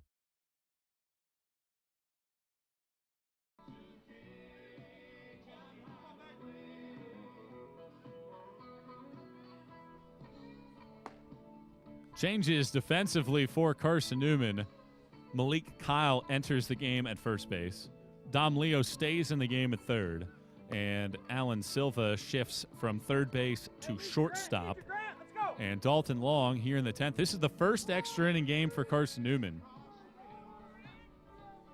this season, and the first since these two clubs squared off in the opener of last season's 3-game set in 2018. Carson-Newman won 7-3 in that game. Just the second extra inning game of the last 3 years, as the right-hander delivers here to the left-hand hitting Thompson, who fouls the first pitch off down the left field line for strike 1. Grant Thompson is 4 of 5 at the plate. And if you're Carson-Newman, he has done a lot of his damage by peppering balls to the opposite field. Oh, 1 pitch. Another foul ball, third base side out of play, 0-2. And Carson-Newman's defense has made those adjustments. Jordan Griffin, the center fielder, is in and over towards left. And Mark Treadway is pretty much in right center field. It's almost like a softball lineup with no right fielder. The 0-2 pitch on the way is a backdoor slider that missed down and away. It's 1-2. And softball is in, your intramural softballs where you play 4 outfielders out there. The 1-2 pitch. Line drive, left field. The shift didn't matter as this drops in for a base hit. Campbell over to grab it. Thompson will stop it first. The shift does enough to make sure that that's not a double. But Thompson has a 5-hit day and a leadoff man aboard here in the 10th. 16th hit of the game now for Coker, and they have a lot of speed out there in Thompson. Logan Cogburn has started throwing for Carson-Newman, but I suspect that's to get ready for the nightcap of this doubleheader more than it is for this game with Long on the mound. Righty versus right-hand batter. No bunt shown, and a curveball misses low and away for a ball. Well, if you're Coker, you'd have to think about trying to drop down a bunt, wouldn't you? And try to get the go-ahead run in scoring position. 1-0 pitch. Stays high. Fastball. 2-0. Well, if you're Long, you have to throw strikes. This doesn't matter if he can't find the zone. The rain has been steady for the last hour or so out there. Not hard but steady. 2-0 the count. The pitch. High pop-up, back behind the plate, out of play. Fastball up and in, and Bruno pushed it backwards. Bruno on the day is 1 for 2 officially. He's walked twice as well. 10-10 game in the 10th. The 2-1. Swing and a miss. Good fastball from Long there. Went up in the zone with a high heater. Counts even at 2-2. Well, Dalton Long looking to lock down things here in the 10th. 2 balls, 2 strikes. Long's ready. Checking Thompson at first. The pitch. Misses with a curveball. Tried something down and away. And it's 3-2. Well, that pitch is a strikeout pitch for Dalton Long. But if opposing hitters don't offer at it, he doesn't throw that for strikes very often. 3-2 and holding. Long's ready with a runner at first. The pitch. That's on the inside corner at the knees with a fastball, and it's strike 3 called. Bruno couldn't get the bat off his shoulders. That's a big punch out for Long. And now he'll have to go to work on the man that gave Coker a lead. A grand slam home run his last time up. He had an RBI single the prior at bat after starting the game 0-3. Left-hand hitters are hitting .269 against Long this year. 1 out runner at first, 10-10 game in the 10th. Long had been a starter for much of his career. His first 19 appearances came as starts. Righty on left-hand batter. Long's ready. A check of the runner at first. Here's the pitch, and that stays high and away. Attaboy, hit a strike, Larry, hit a strike. And it's 1-0. Well, Thompson is getting a good lead at first, and he's inching slowly and slowly away from the bag. I would not be surprised if he was running here. 1-0 pitch. Off the plate, 2-0.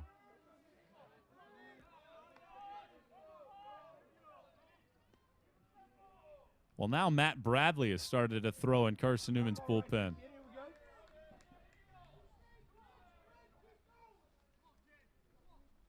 Bradley could very well be the starter in game 2 as well. 2 balls, no strikes. Here's the pitch. That's on the outside corner. Good 2-seam fastball, tailing away from the left-hand hitter. 2-1.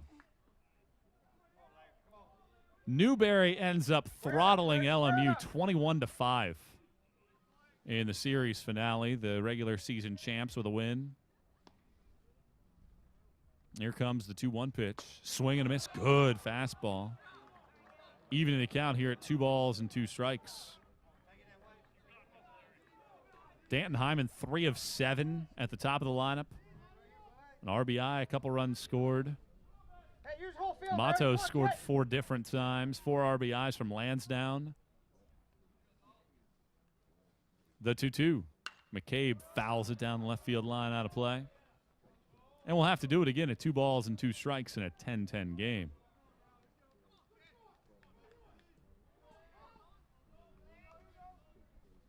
Marshall and Anderson are underway in the first. No score early. 2 balls, 2 strikes with 1 out and a runner at first in the 10th. Long's ready to operate.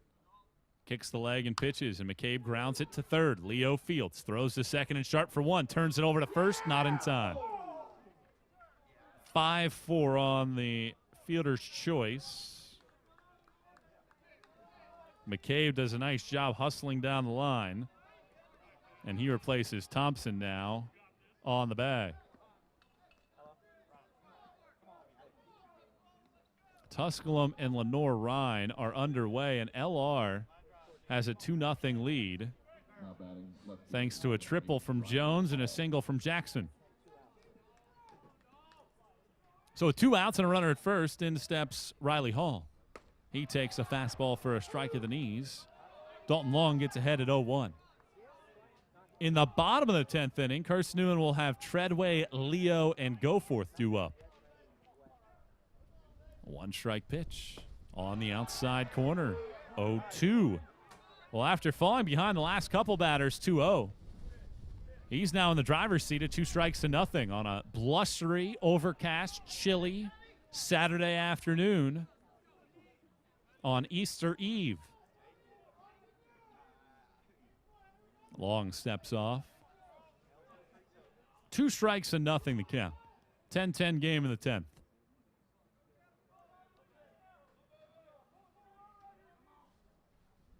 Here comes the 0-2 pitch. Fly ball, head out to left center field. Long run for Griffin. Still running. He will not get to this one. Bounces off the wall. Griffin picks it up around third base. McCabe, he's hustling home, and he gets in safely. And Coker has regained the lead at 11-10 here in the 10th on an 0-2 pitch. Hey, let that barrel work, too. Come on. I mean, that's almost inexcusable.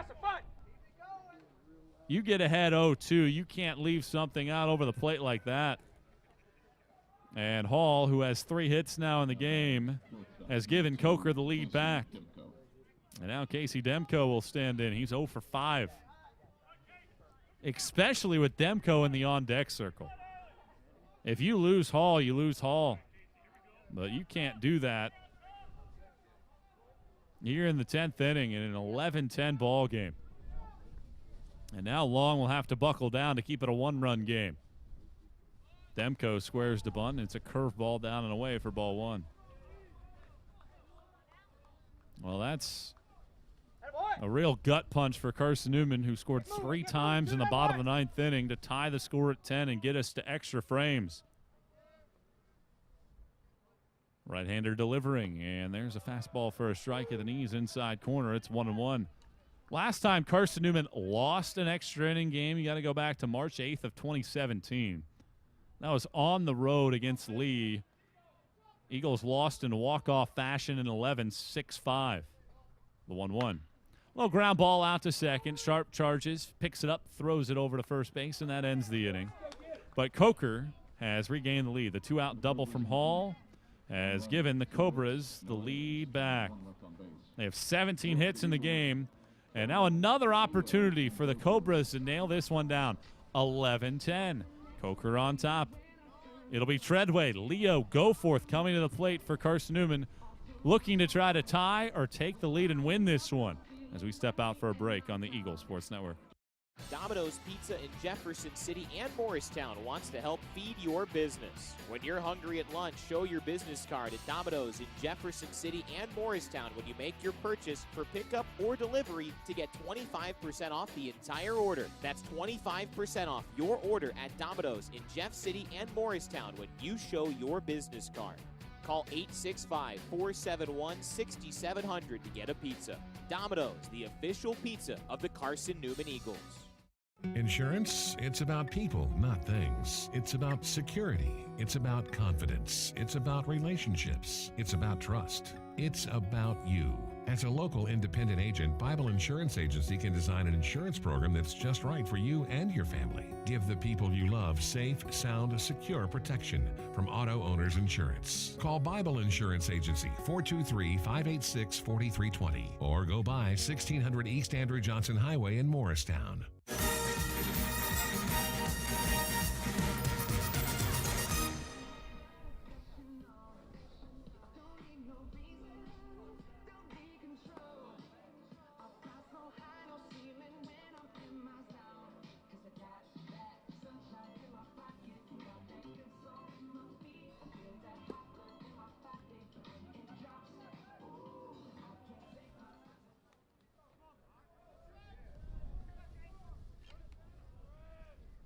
Bottom of the 10th inning, Carson-Newman trails Coker 11-10, and the Cobras go back into the bullpen.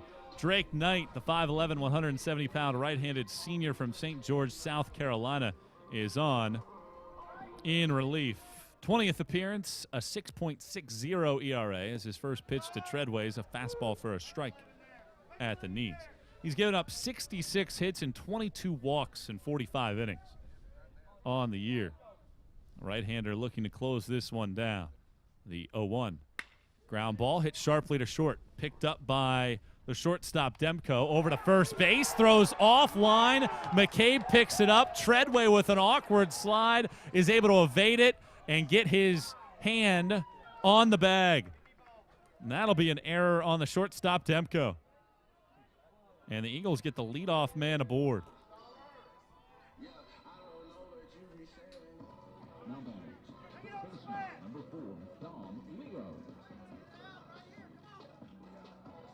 So now Dom Leo, and you would almost guarantee that he's going to be asked to try to lay down a bunt here in this situation. Runner at first base is the tying run in the 10th. The first pitch to Leo. He bunts it in the air. That's right into the glove of Drake Knight. And that was something that Carson-Newman could ill afford. And the senior just couldn't quite get it down. And that's a huge mistake for Carson-Newman. You have to be able to get that bunt down. And just couldn't do it. Well, you look at Knight. He's given up runs in each of his last 4. To be exact, he's given up 10 runs in his last 4 outings as Ethan Goforth stands in. Goforth, 0 for 3, has been hit by a pitch and walked. He's the winning run at the plate in an 11-10 game in the 10th with 1 out. The pitch. That hits Goforth. He couldn't evade that one. A fastball up and in. And now the Eagles get the winning run on base for Tyler Thompson. To second goes Treadway. Well, Goforth has been plunked twice in this game. I mean, he's been on base. Hey, hit your spots here. Come on, 20 times of his 210 plate appearances this season because he's been hit by a pitch. And now Thompson, who's 2 for 5 at the plate in this game.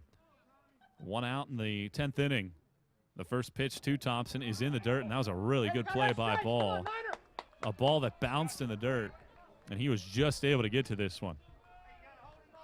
Well, this very much has the feel of a SAC tournament game, the way that things are shaking out here down the stretch. And you're really starting to feel the pressure adding up for both sides. 1 ball, no strikes. Right-handers set, looking at Treadway, and time called. So Ford goes an inning and 2/3.